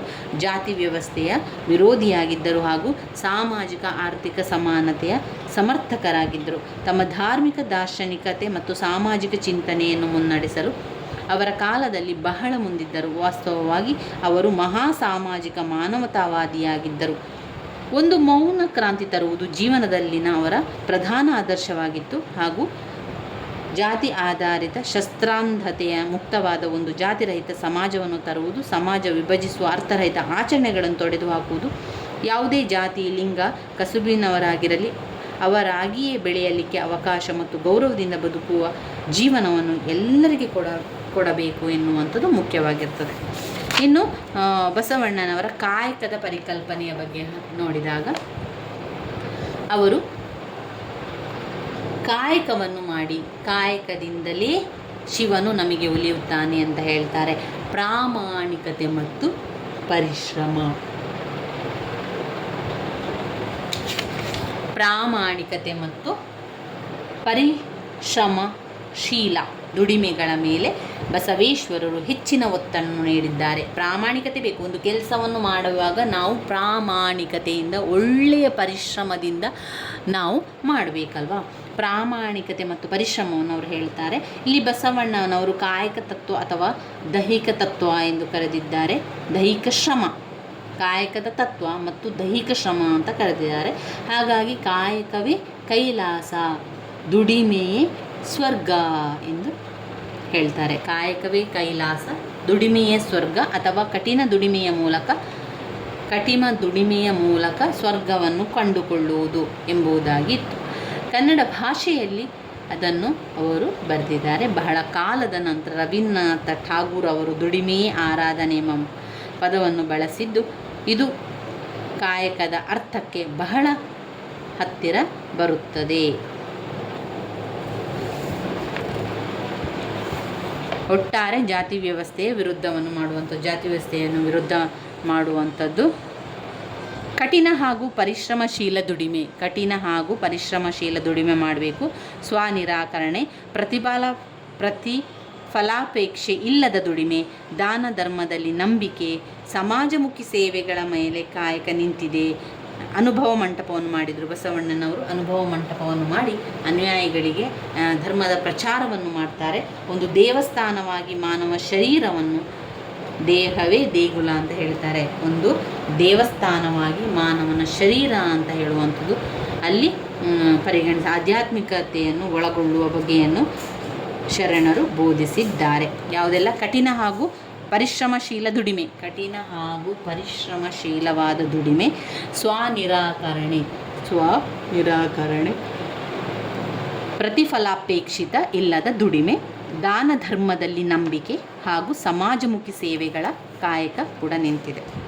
ಇದೆಲ್ಲ ಕೂಡ ಓದ್ತಾ ಹೋಗಬೇಕಾದ್ರೆ ನಮಗೆ ಎಲ್ಲವನ್ನು ಓದ್ತಾ ಹೋದರೆ ನಮಗೇನಾಗ್ತದೆ ಅಂತ ಹೇಳಿದರೆ ಓದ್ಕೊಳ್ಳಿಕ್ಕೆ ಅಷ್ಟೇನು ಇಂಟ್ರೆಸ್ಟ್ ಅಥವಾ ನಮಗೆ ಆಸಕ್ತಿ ಕೂಡ ಬರುವುದಿಲ್ಲ. ಇನ್ನು ರಾತ್ರಿ ಹೊತ್ತಲ್ಲಿ ನಾವು ಓದಬೇಕಾದ್ರೆ ನಮಗೆ ನಿದ್ದೆಗಳು ಕೂಡ ಬರೋದರಿಂದ ಆದಷ್ಟು ಪರೀಕ್ಷೆಯ ಸಮಯದಲ್ಲಿ ನೀವು ಪಾಯಿಂಟ್ಸ್ಗಳನ್ನಷ್ಟೇ ಕಲ್ತೀರಿ. ಇಲ್ಲ ಅಂತಂದರೆ ಏನಾಗ್ತದೆ ಅಂದರೆ ಸಮಯ ಕೂಡ ಸಾಕಾಗೋದಿಲ್ಲ. ಹೆಚ್ಚು ಸಮಯ ಆದ ಕೂಡಲೇ ನಮಗೆ ನಮ್ಮ ಒಂದು ವಿಶ್ರಾಂತಿಯ ಸಮಯ ಕೂಡ ನಮಗೆ ಕಡಿಮೆ ಆಗ್ತಾ ಹೋಗ್ತದೆ. ವಿಶ್ರಾಂತಿಯ ಆದಾಗೆ ನಮಗೆ ಓದುವುದರಲ್ಲಿ ಕೂಡ ಆಸಕ್ತಿ ಕಡಿಮೆ ಆಗ್ತಾ ಹೋಗ್ತದಲ್ವ. ಅದರಿಂದ ನೀವು ಬೇಗ ಬೇಗ ಪಾಯಿಂಟ್ಸ್ಗಳನ್ನಷ್ಟೇ ನೋಡಿಕೊಂಡು ಪಾಯಿಂಟ್ಸ್ಗಳನ್ನು ಕಲಿಯಿರಿ. ಇದರಿಂದ ಬೇಗ ಬೇಗ ಕಲೀಲಿಕ್ಕೆ ಆಗ್ತದೆ. ಹಾಗೆಯೇ ಹೆಚ್ಚು ಹೊತ್ತು ಸಮಯವು ಕೂಡ ಹಾಗೆ ನಮಗೆ ಪರೀಕ್ಷೆಯ ಹಿಂದಿನ ದಿವಸದಲ್ಲೆಲ್ಲ ತುಂಬ ಹೊತ್ತು ಕೂತ್ಕೊಳ್ಳೋದ್ರಿಂದ ಏನಾಗ್ತದೆ, ನಮ್ಮ ಒಂದು ನಿದ್ರೆ ಕೂಡ ತುಂಬಾ ಕಡಿಮೆ ಆಗ್ತದೆ. ನಿದ್ದೆಗಳ ಕಡಿಮೆ ಆಗೋದ್ರಿಂದ ನಮಗೆ ಓದ್ಕೊಳ್ಳಿಕ್ಕೂ ಕಷ್ಟ ಆಗ್ತದೆ. ಸಾಧ್ಯ ಆದಷ್ಟು ಏನು ಮಾಡಿ, ನಿಮ್ಮ ಒಂದು ಬೆಳಗಿನ ಸಮಯದಲ್ಲಾದರೂ ಕೂಡ ಪಾಯಿಂಟ್ಸ್ಗಳನ್ನೆಲ್ಲ ಕಲಿತು ಪಾಯಿಂಟ್ಸನ್ನು ಅರ್ಥ ಮಾಡಿಕೊಂಡು ಅದನ್ನು ಕಲಿತಾ ಹೋಗಿ. ಬಸವಣ್ಣನವರ ಬಗ್ಗೆ ಬಂದಾಗ ನಾವೇನು ಬರೀಬೇಕು, ಒಂದು ಕಾಯಕವೇ ಕೈಲಾಸ. ಕಾಯಕದ ಬಗ್ಗೆ ಅವರು ಹೇಳುವಂಥದ್ದು, ಒಂದು ಕೆಲಸವನ್ನು ಮಾಡಬೇಕಾದ್ರೆ ಪ್ರಾಮಾಣಿಕತೆಯಿಂದ, ಒಂದು ಕಠಿಣವಾದ ಪರಿಶ್ರಮದಿಂದ ಮಾಡಬೇಕು, ಪ್ರಾಮಾಣಿಕತೆಯಿಂದ ಮಾಡಬೇಕು, ನಂಬಿಕೆಯಿಂದ ಮಾಡಬೇಕು ಅಂತ ಹೇಳ್ತಾ ಇದ್ದಾರೆ. ಇಲ್ಲಿ ಅವರು ಏನು ಹೇಳ್ತಾ ಇದ್ದಾರೆ ಅಂತ ಹೇಳಿದರೆ, ದೇವರನ್ನು ಹೋಲಿಸಬೇಕಾದ್ರೆ ಯಜ್ಞ ಯಾಗಾದಿಗಳನ್ನೆಲ್ಲ ಮಾಡಬೇಕು ಅಂತ ಇಲ್ಲ, ನಿಜವಾದ ಕೆಲಸವನ್ನು ಮಾಡಬೇಕು. ನಮ್ಮ ಕೆಲಸವನ್ನು ನಾವು ಪ್ರಾಮಾಣಿಕತೆಯಿಂದ ನಂಬಿಕೆಯಿಂದ ಮಾಡ್ತಾ ಹೋದರೆ ನಮಗೆ ದೇವರು ಒಲಿತಾನೆ ಎನ್ನುವಂಥದ್ದನ್ನು ಅವರು ವಿವರಿಸುವಂಥದ್ದು. ಅನುಭವ ಮಂಟಪವನ್ನು ಮಾಡ್ತಾರೆ. ಅನುಭವ ಮಂಟಪದ ಮೂಲಕ ಧರ್ಮದ ಪ್ರಚಾರಕ್ಕೋಸ್ಕರ ಮಾಡ್ತಾರೆ. ಅಲ್ಲಿ ಅವರ ಅನುಯಾಯಿಗಳೆಲ್ಲ ಬರುವಂಥದ್ದನ್ನು ಕಾಣ್ಬೋದು. ಅವರು ಹೇಳ್ತಾರೆ, ಒಂದು ದೇವಸ್ಥಾನವಾಗಿ ಮಾನವನ ಶರೀರವನ್ನು ಬಸವಣ್ಣನವರು ಹೇಳ್ತಾರೆ.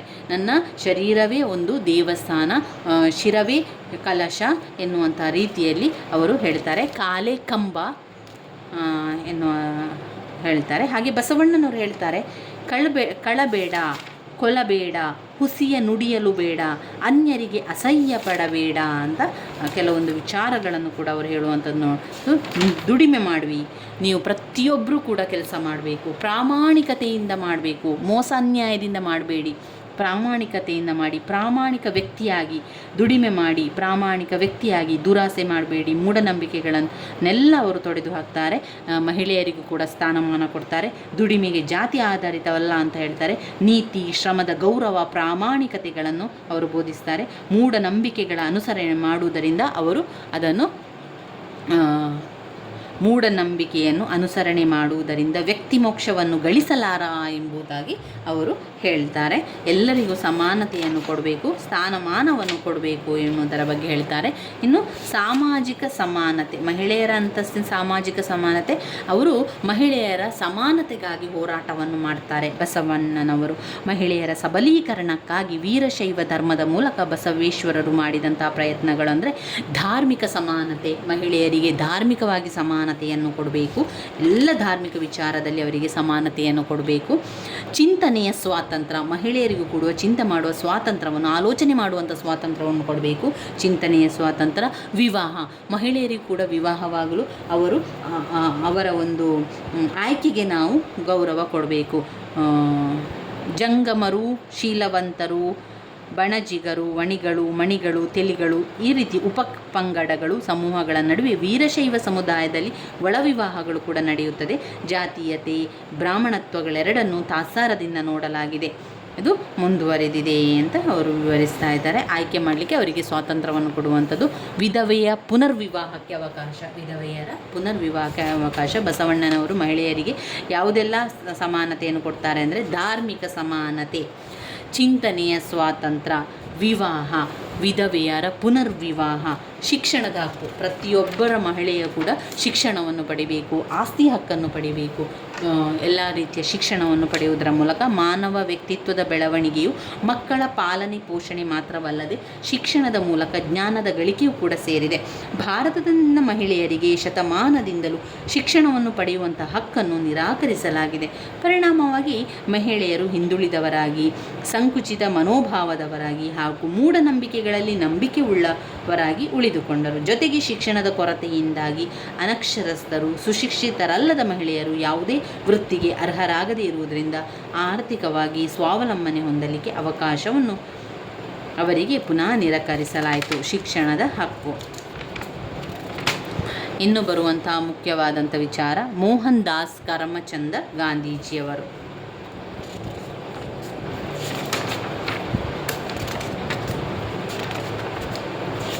ಇಲ್ಲಿ ನಾವು ಯಾವ ಪ್ರಶ್ನೆಯನ್ನು ಕೊಟ್ಟಿದ್ದಾರೆ, ಯಾವುದನ್ನು ಓದ್ಕೊಳ್ಬೇಕು, ಸತ್ಯಾಗ್ರಹದ ಬಗ್ಗೆ ಹೇಳಿದ್ದಾರೆ. ಗಾಂಧೀಜಿಯವರ ಸತ್ಯಾಗ್ರಹ, ಅವರು ದಕ್ಷಿಣ ಆಫ್ರಿಕಾದಲ್ಲಿ ತನ್ನ ದೇಶೀಯ ಜನರಿಗೆ ಕಾನೂನಾತ್ಮಕ ಹಕ್ಕುಗಳನ್ನು ದೊರಕಿಸಿಕೊಡಲು ಮತ್ತು ಭಾರತದಲ್ಲಿ ಬ್ರಿಟಿಷರಿಂದ ಸ್ವಾತಂತ್ರ್ಯ ಪಡೆಯುವ ಸಲುವಾಗಿ ನಡೆಸಿದ ಹೋರಾಟದಲ್ಲಿ ಸತ್ಯ ಮತ್ತು ಅಹಿಂಸೆಯ ಆಧಾರದ ಮೇಲೆ ರೂಪಿತವಾಗಿರುವುದೇ ಸತ್ಯಾಗ್ರಹ. ಸತ್ಯ ಮತ್ತು ಅಹಿಂಸೆಯೇ ಸತ್ಯಾಗ್ರಹ. ಸತ್ಯಾಗ್ರಹ ಎನ್ನುವುದು ಅವರ ಚಿಂತನೆಯಲ್ಲಿ, ತತ್ವದಲ್ಲಿ, ಆದರ್ಶದಲ್ಲಿ ಹಾಸುಹೊಕ್ಕಾಗಿದೆ. ಗಾಂಧೀಜಿಯವರು ಸತ್ಯ ಮತ್ತು ಅಹಿಂಸೆ, ರಾಜಕೀಯದಲ್ಲಿನ ಆಧ್ಯಾತ್ಮಿಕತೆ, ಸಾಧನ ಮತ್ತು ಗುರಿಗಳ ಸಿದ್ಧಾಂತ, ನೈತಿಕ ಸ್ವರೂಪ, ವಿಶ್ವ ಏಕತೆ ಇತ್ಯಾದಿಗಳ ಬೋಧನೆಗಳಿಗೆ ಮಾತ್ರ ಸೀಮಿತವಾಗಿರದೆ ಈ ತತ್ವಗಳನ್ನು ಸ್ವತಃ ತಾವೇ ಸಾಮಾಜಿಕ, ಆರ್ಥಿಕ ಮತ್ತು ರಾಜಕೀಯ ಕ್ಷೇತ್ರದಲ್ಲಿ ಸತ್ಯಾಗ್ರಹ ಅಸ್ತ್ರವನ್ನು ಬಳಸಿ ಅನುಷ್ಠಾನಕ್ಕಿಳಿಸಿದರು. ಸಾಮಾಜಿಕ, ಆರ್ಥಿಕ, ರಾಜಕೀಯ ಕ್ಷೇತ್ರದಲ್ಲಿ ಸತ್ಯಾಗ್ರಹ. ಅವರು ಸತ್ಯ ಮತ್ತು ಅಹಿಂಸೆಗೋಸ್ಕರ ಮಾಡಿರುವಂಥದ್ದು. ಸತ್ಯಾಗ್ರಹ ಎಂದರೆ ಗಾಂಧೀಜಿ ಎಂದರೆ ಸತ್ಯಾಗ್ರಹ ಎನ್ನುವಂಥದ್ದು. ಅವರು ಸತ್ಯಾಗ್ರಹದಲ್ಲಿ ಬೇರೆ ಬೇರೆ ವಿಚಾರಗಳನ್ನು ಹೇಳ್ತಾರೆ. ಅದನ್ನು ನಾವು 9 ಪಾಯಿಂಟ್ಸ್ಗಳಾಗಿ ಮಾಡ್ಕೊಂಡಿದ್ದೇವೆ. 9 ಪಾಯಿಂಟ್ಸ್ ಆಗಿ ಸತ್ಯಾಗ್ರಹದ ವಿಚಾರಗಳು, ಹಾಗೆಯೇ ಸತ್ಯಾಗ್ರಹದ ವಿಧಗಳನ್ನು ಕೂಡ ಓದ್ಕೊಳ್ಬೇಕು. ಗಾಂಧೀಜಿಯವರ ಸತ್ಯಾಗ್ರಹದ ವಿಧಗಳು. ಮೊದಲು ಸತ್ಯಾಗ್ರಹದಲ್ಲಿ ಅವರು ಕೊಟ್ಟಿರುವಂತಹ ವಿಚಾರಗಳನ್ನು ಪಾಯಿಂಟ್ಸ್ ರೀತಿಯಲ್ಲಿ ಮಾಡ್ಕೊಂಡಿದ್ದೇನೆ. ಅದು ನಿಮಗೆ ಪಾಯಿಂಟ್ಸ್ ರೀತಿಯಲ್ಲಿ ನಾನು ಹೇಳ್ತಾ ಹೋಗ್ತೇನೆ. ಗಾಂಧೀಜಿಯವರ ಸತ್ಯಾಗ್ರಹ ಅಂತ ಬಂದಾಗ ಸ್ವಲ್ಪ ಗಾಂಧೀಜಿಯವರ ಬಗ್ಗೆ ಬರೀರಿ. ನಂತರ ಸತ್ಯಾಗ್ರಹ ಎನ್ನುವುದು ಗಾಂಧೀಜಿ ಎನ್ನುವುದು ಸತ್ಯಾಗ್ರಹ ಅಂತ ಬರೀರಿ. ಸತ್ಯಾಗ್ರಹ ಎನ್ನುವುದು ಗಾಂಧೀಜಿಯವರು ಬ್ರಿಟಿಷರ ವಿರುದ್ಧ ಹೋರಾಡಲು ಮಾಡಿದಂತಹ ಮಾರ್ಗ. ಸತ್ಯಾಗ್ರಹವನ್ನು ಯಾಕೆ ಮಾಡಿದರು ಗಾಂಧೀಜಿಯವರು? ಬ್ರಿಟಿಷರ ವಿರುದ್ಧ ಹೋರಾಡಲು ಮಾಡಿರುವಂತಹ ಮಾರ್ಗ ಎನ್ನುವುದು. 2, ಸತ್ಯಾಗ್ರಹ ಎನ್ನುವುದು ಸತ್ಯಕ್ಕೆ ಅಂಟಿಕೊಂಡಿರುವುದು ಎಂದ ಅರ್ಥವನ್ನು ನೀಡುತ್ತದೆ. ಸತ್ಯಾಗ್ರಹ ಎಂದರೆ ಸತ್ಯಕ್ಕೆ ಅಂಟಿಕೊಂಡಿರುವುದು. 3, ಸತ್ಯಾಗ್ರಹ ಎನ್ನುವುದು ಸತ್ಯ ಮತ್ತು ಅಹಿಂಸೆಯಿಂದ ಬಂದುದಾಗಿದೆ.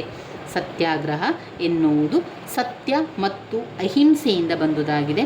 ಸತ್ಯಾಗ್ರಹವು ಪರಿಪೂರ್ಣ ಅಹಿಂಸೆಯನ್ನು ಅಪೇಕ್ಷಿಸುತ್ತದೆ. ಸತ್ಯಾಗ್ರಹವು ಪರಿಪೂರ್ಣ ಅಹಿಂಸೆಯನ್ನು ಅಪೇಕ್ಷಿಸುತ್ತದೆ. ಸತ್ಯಾಗ್ರಹ ಸಿದ್ಧಾಂತ ಹಳೆಯದೇ. ಸತ್ಯ ಎಂಬ ಪದವು ವೇದದಷ್ಟೇ ಹಳೆಯದು. ಸತ್ಯಾಗ್ರಹ ಸಿದ್ಧಾಂತದ್ದು ಹಳೆಯದೇ. ಸತ್ಯ ಎಂಬುದು ವೇದ ಕಾಲದಷ್ಟೇ ಹಳೆಯದು. 5ನೇ ಪಾಯಿಂಟ್, ಸತ್ಯಾಗ್ರಹ ಎನ್ನುವುದು ಜೀವನದ ಪ್ರಾಯೋಗಿಕ ತತ್ವಶಾಸ್ತ್ರವಾಗಿದೆ. ಸತ್ಯಾಗ್ರಹವು ಜೀವನದ ಪ್ರಾಯೋಗಿಕ ತತ್ವಶಾಸ್ತ್ರವಾಗಿದೆ. Point number 6, ಆತ್ಮದಂಡನೆ. ಸತ್ಯಾಗ್ರಹದಲ್ಲಿ ಎದುರಾಳಿಗಳ ಮನಪರಿವರ್ತನೆ. ಆತ್ಮದಂಡನೆ ಸತ್ಯಾಗ್ರಹದಲ್ಲಿ ಎದುರಾಳಿಗಳ ಮನಪರಿವರ್ತನೆ. ಕೆಲವು ವೇಳೆ ಗಾಂಧಿ ಸತ್ಯಾಗ್ರಹ ಮತ್ತು ನಿಷ್ಕ್ರಿಯ ಪ್ರತಿಭಟನೆ ಇವೆರಡರ ನಡುವೆ ಗೊಂದಲ ಉಂಟಾಗುತ್ತದೆ. ಗಾಂಧಿ ಸತ್ಯಾಗ್ರಹ ಮತ್ತು ನಿಷ್ಕ್ರಿಯ ಸತ್ಯಾಗ್ರಹ ನಡುವಿನ ಗೊಂದಲ ಉಂಟಾಗುತ್ತದೆ. 8, ಅಸಹಕಾರ ಎನ್ನುವುದು ನಿಷ್ಕ್ರಿಯ ಸ್ಥಿತಿಯಲ್ಲ. ಅಸಹಕಾರ ಎನ್ನುವಂಥದ್ದು ನಿಷ್ಕ್ರಿಯ ಸ್ಥಿತಿಯಲ್ಲ. ಸಮರ ಸಮಾನವಾಗಿ ಸತ್ಯಾಗ್ರಹ. 9ನೇ ಪಾಯಿಂಟ್, ಸಮರ ಸಮಾಗ್ರವಾಗಿ ಸತ್ಯಾಗ್ರಹ. ಸತ್ಯಾಗ್ರಹದ ವಿಧಗಳು ಯಾವುದೆಲ್ಲ ಸತ್ಯಾಗ್ರಹ ಇದೆ? ಉಪವಾಸ ಸತ್ಯಾಗ್ರಹ, ನಾವು ಮೊದಲಿಂದಲೇ ಕೇಳಿರುವಂಥದ್ದು ಉಪವಾಸ ಸತ್ಯಾಗ್ರಹ. ಸ್ವಪ್ರೇರಣೆಯ ವಲಸೆ, ಶಾಂತಿಯುತ ರೀತಿಯಲ್ಲಿ. ಅಸಹಕಾರ ಸತ್ಯಾಗ್ರಹ. ನಾಗರಿಕ ಅವಿಧೇಯ ಎನ್ನುವ ಸತ್ಯಾಗ್ರಹ. ಸಾಮಾನ್ಯ ಘರ್ಷಣೆಗಳ ತೀರ್ಮಾನಗಳಿಗಾಗಿ ಗಾಂಧೀಜಿಯು ಸತ್ಯಾಗ್ರಹದಲ್ಲಿ ಬರುವಂಥ ವಿಧಗಳು. ಸತ್ಯಾಗ್ರಹಿ ಹೊಂದಿರಬೇಕಾದ 9 ಅಂಶಗಳಂತ ಹೇಳಿದರೆ, ಕೋಪಕ್ಕೆ ಆಸ್ಪದ ಕೊಡಬಾರದು. ಎದುರಾಳಿಗಳಿಂದ ಹಲ್ಲೆಗೊಳಗಾಗಬಹುದು. ಈ ರೀತಿ ಕೋಪಕ್ಕೆ ಉಂಟಾದರೆ ಸತ್ಯಾಗ್ರಹವಾದಿಯು ಎದುರಾಳಿಯಿಂದ ಹಲ್ಲೆಗೊಳಗಾಗಬಹುದು. ಅಧಿಕಾರದಲ್ಲಿರುವ ವ್ಯಕ್ತಿ ಸತ್ಯಾಗ್ರಹಿಯನ್ನು ಬಂಧನ ಮಾಡಲು ಬಂದಾಗ ಸತ್ಯಾಗ್ರಹಿಯು ಸ್ವಪ್ರೇರಿತವಾಗಿ ಬಂಧನಕ್ಕೆ ಶರಣಾರ್ಥಿಯಾಗಬೇಕು. ಸತ್ಯಾಗ್ರಹಿಯಾದವನು ಯಾವುದೇ ತೆರನಾದ ಆಸ್ತಿಗೆ ಧರ್ಮದರ್ಶಿಯಾಗಿದ್ದರೆ ಆ ಆಸ್ತಿಯನ್ನು ಬಿಟ್ಟು ಕೊಡಬಾರದು. ಅದನ್ನು ರಕ್ಷಿಸಲು ಪ್ರಾಣವನ್ನೇ ತ್ಯಾಗ ಮಾಡಬೇಕು. ಆದರೆ ತಿರುಗಿ ಬೀಳಬಾರದು. ಕೆಟ್ಟ ಮಾತುಗಳಲ್ಲಿ ದೂಷಿಸುವ ಮೂಲಕ ತಿರುಗಿ ಬೀಳಬಾರದು. ಸತ್ಯಾಗ್ರಹ ಎದುರಾಳಿಯನ್ನು ಎಂದಿಗೂ ಅವಮಾನಗೊಳಿಸತಕ್ಕದ್ದಲ್ಲ. ಈ ರೀತಿಯ ವಿಚಾರಗಳು ಅದರಲ್ಲಿ ನಿಮಗೆ ಗೊತ್ತಿರಬೇಕು. ನಂತರ ಗಾಂಧೀಜಿಯವರ ವಿಚಾರದಲ್ಲಿ ಕೆಲವು ಸಾರಾಂಶಗಳು ನೋಡಿ. ಸಾಧಾರಣ ವಿದ್ಯಾರ್ಥಿಯಾಗಿದ್ದಂತಹ ಗಾಂಧೀಜಿಯವರು ತಾಯಿಯವರಿಂದ ಆಧ್ಯಾತ್ಮಿಕ ಪ್ರಚಾರಕ್ಕೆ ಒಳಗಾಗಿದ್ದರು. ಉಪನಿಷತ್ತು, ರಾಮಾಯಣ, ಮಹಾಭಾರತ, ಕ್ರೈಸ್ತ, ಬೌದ್ಧ, ಇಸ್ಲಾಂ ಧರ್ಮದಿಂದಲೂ ಪ್ರಭಾವಕ್ಕೆ ಒಳಗಾಗಿದ್ದರು. ಹಾಗೆ ಇವರು ರಾಮಕೃಷ್ಣ ಪರಮಹಂಸ, ಸ್ವಾಮಿ ವಿವೇಕಾನಂದರ ಮುಂತಾದ ಹೆಸರಾಂತ ವ್ಯಕ್ತಿಗಳ ಪ್ರಭಾವ ಅವರ ಮೇಲಿತ್ತು.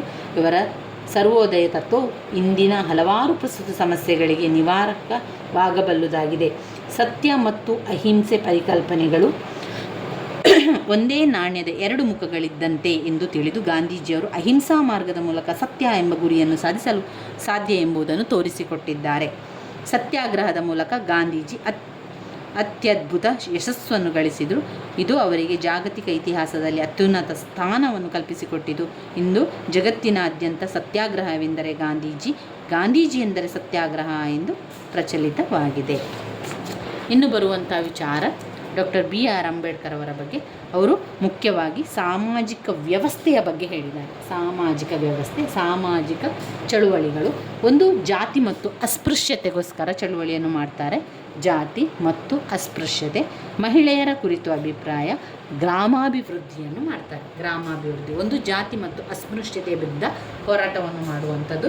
2 ಮಹಿಳೆಯರ ಕುರಿತು ಅಭಿಪ್ರಾಯಗಳು. ಆಮೇಲೆ ಗ್ರಾಮಾಭಿವೃದ್ಧಿ ಕೂಡ ಬರ್ತದೆ. ಜಾತಿ ಹಾಗೂ ಅಸ್ಪೃಶ್ಯತೆ, ಮಹಿಳೆಯರನ್ನು ಕುರಿತು ಅಭಿಪ್ರಾಯಗಳು, ಗ್ರಾಮಾಭಿವೃದ್ಧಿ.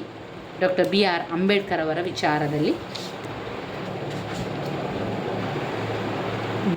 ಬಾಬಾ ಸಾಹೇಬ್ ಅಂಬೇಡ್ಕರ್ ಆಗಿ ಜನಪ್ರಿಯಗೊಂಡಿರುವ ಭೀಮ್ರಾವ್ ರಾಮ್ಜಿ ಅಂಬೇಡ್ಕರ್ ಅವರು ಭಾರತದಲ್ಲಿ ದುರ್ಬಲ ವರ್ಗದವರ ಪರವಾಗಿ ದಮನಕ್ಕೊಳಗಾದ ಜಾತಿಗಳ ಹಕ್ಕುಗಳಿಗೋಸ್ಕರ ಹೋರಾಡಿದಂತಹ ದೂರದರ್ಶಿ, ಸಾಮಾಜಿಕ ಮಾನವತಾವಾದಿ, ವಿಮೋಚಕ ಹಾಗೂ ಮಹಾನ್ ಕ್ರಾಂತಿಯಾಗಿದ್ದರು.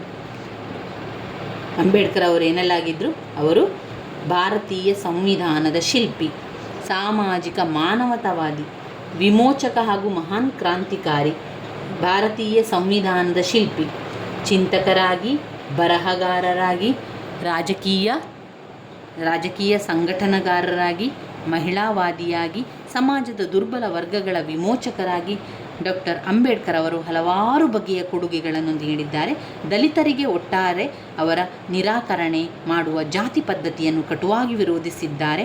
ಅಸ್ಪೃಶ್ಯತೆಯಂತಹ ಅಮಾನವೀಯ ಹಾನಿಕಾರಕ ಪದ್ಧತಿಗೆ ದುರ್ಬಲ ವರ್ಗಗಳನ್ನು ಈಡು ಮಾಡುವಂತೆ ಹೇರಿದ ಹಳೆಯ ಸಾಂಪ್ರದಾಯಿಕ ಜಾತಿ ವ್ಯವಸ್ಥೆಯ ವಿರುದ್ಧವಿದ್ದರು.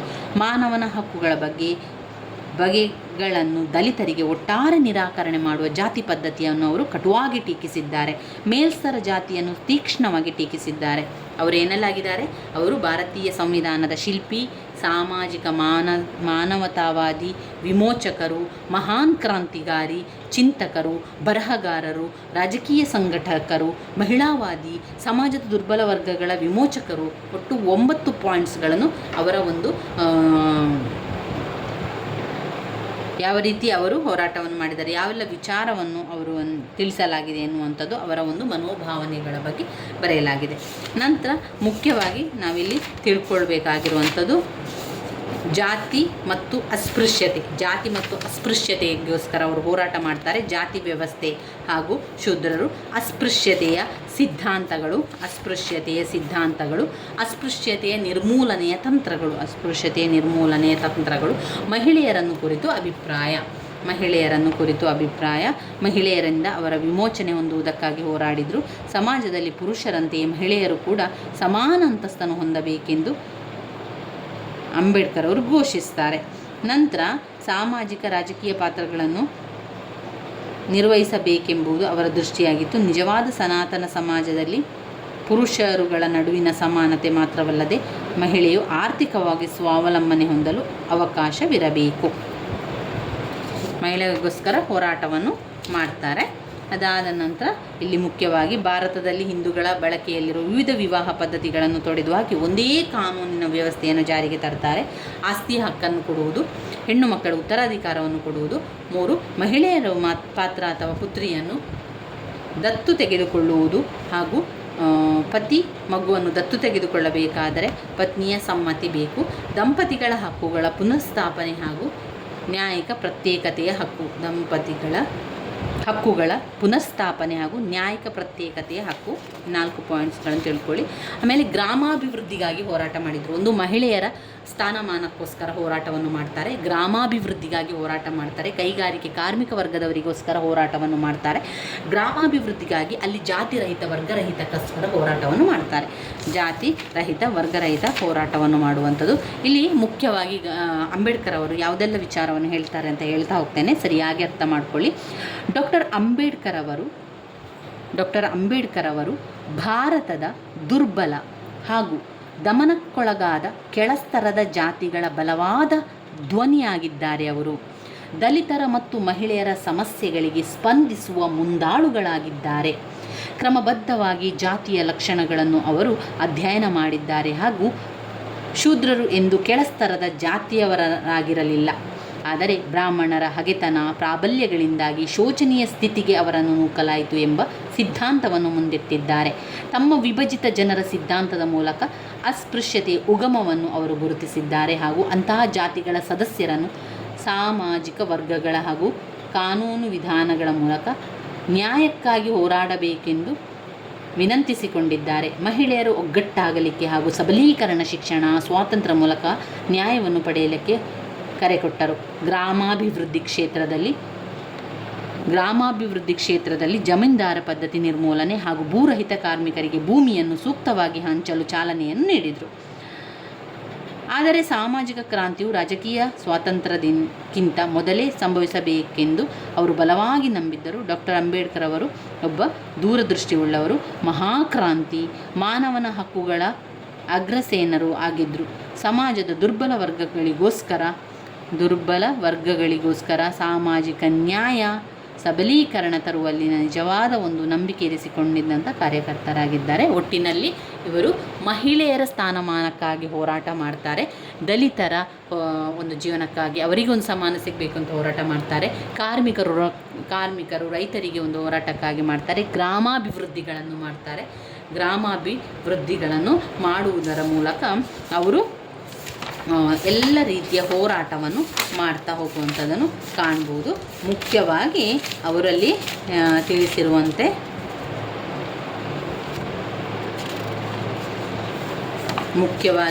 ಅಲ್ಲಿ ಜಾತಿ ಪದ್ಧತಿಯನ್ನು ತೊಡೆದು ಹಾಕುವಂಥದ್ದು, ದಲಿತರ ರಕ್ಷಣೆಗಾಗಿ ನಿಲ್ಲುವಂಥದ್ದು, ಜಾತಿ ವ್ಯವಸ್ಥೆಯನ್ನು ಮಾಡೋದು, ಅಸ್ಪೃಶ್ಯತೆಯ ಸಿದ್ಧಾಂತಗಳು, ಮಹಿಳೆಯರ ಕುರಿತು ಅಭಿಪ್ರಾಯ, ಕೃಷಿ ಕಾರ್ಮಿಕರ ಕುರಿತು ಅಭಿಪ್ರಾಯ, ಹಾಗೆ ಗ್ರಾಮಾಭಿವೃದ್ಧಿಯನ್ನು ಮಾಡುವಂಥದ್ದು ಇವರ ವಿಚಾರದಲ್ಲಿ ತಿಳ್ಕೊಳ್ತಾ ಹೋಗ್ಬೋದು.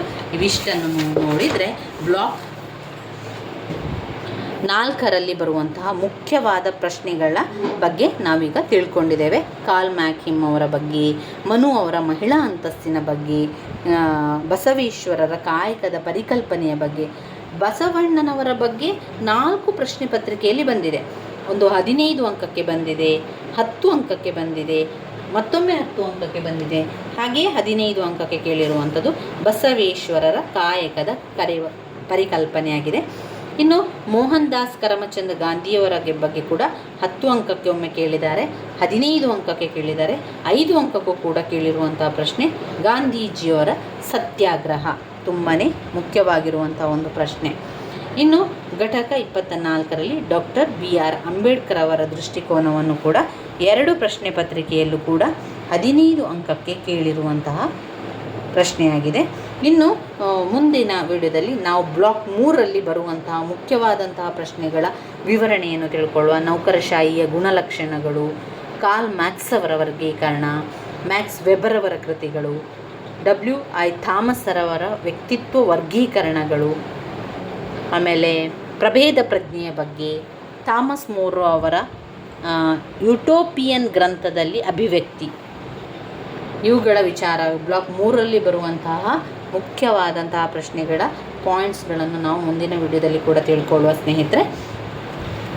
ಈಗ ಬ್ಲಾಕ್ 4ರಲ್ಲಿ ಇವೆಲ್ಲವನ್ನು ಕೂಡ ಓದ್ಕೊಳ್ಳಿ. ಅಂಬೇಡ್ಕರ್ ಅವರ ಬಗ್ಗೆ, ಬಸವಣ್ಣನವರ ಬಗ್ಗೆ ಇದೆಲ್ಲ ನೀವು ಓದ್ಕೊಳ್ಬೇಕಾಗಿರುವಂಥದ್ದು ವೆರಿ ಇಂಪಾರ್ಟೆಂಟ್ ಆಗಿರುವಂತಹ ಪ್ರಶ್ನೆಗಳು. ಮುಖ್ಯವಾಗಿ ಅಂಬೇಡ್ಕರ್ ಅವರು ಸಾಮಾಜಿಕ ವ್ಯವಸ್ಥೆಯ ಬಗ್ಗೆ ಅಭಿಪ್ರಾಯ ತಿಳಿಸಿರುವಂಥದ್ದು ಜಾತಿ ಹಾಗೂ ಅಸ್ಪೃಶ್ಯತೆ, ಈ ಒಂದು ಕಾರಣಕ್ಕಾಗಿ ಎಲ್ಲ ಹೋರಾಟವನ್ನು ಮಾಡಿದ್ದಾರೆ. ಜಾತಿ ಹಾಗೂ ಅಸ್ಪೃಶ್ಯತೆ, ಜಾತಿ ಹಾಗೂ ಜಾತಿ ಹಾಗೂ ಅಸ್ಪೃಶ್ಯತೆ, ಮಹಿಳೆಯರನ್ನು ಕುರಿತು ಅಭಿಪ್ರಾಯಗಳು, ಮಹಿಳೆಯರ ಕುರಿತು ಅಭಿಪ್ರಾಯಗಳು. ಇನ್ನು ಗ್ರಾಮಾಭಿವೃದ್ಧಿಯನ್ನು ನೋಡುವಂಥದ್ದು ತುಂಬಾ ಇಂಪಾರ್ಟೆಂಟ್ ಆಗಿರುವಂಥದ್ದು ಸ್ನೇಹಿತರೆ. ಎಲ್ಲವನ್ನು ನೋಡುವಂಥದ್ದಲ್ಲ, ಕೆಲವೊಂದು ಮುಖ್ಯವಾದಂಥ ಪಾಯಿಂಟ್ಸ್ಗಳನ್ನು ಇಟ್ಕೊಂಡು ಬರೆಯಿರಿ. ನಿಮಗೆ ಇನ್ನೂ ಏನು ಅರ್ಥ ಆಗ್ತಾ ಇಲ್ಲ ಅಂತಾದರೆ ಸಾರಾಂಶವನ್ನು ನೋಡ್ಕೊಳ್ಳಿ. ಅಂಬೇಡ್ಕರ್ ಅವರ ಪಾಠದಲ್ಲಿ ಬಂದಿರುವಂಥ ಸಾರಾಂಶ.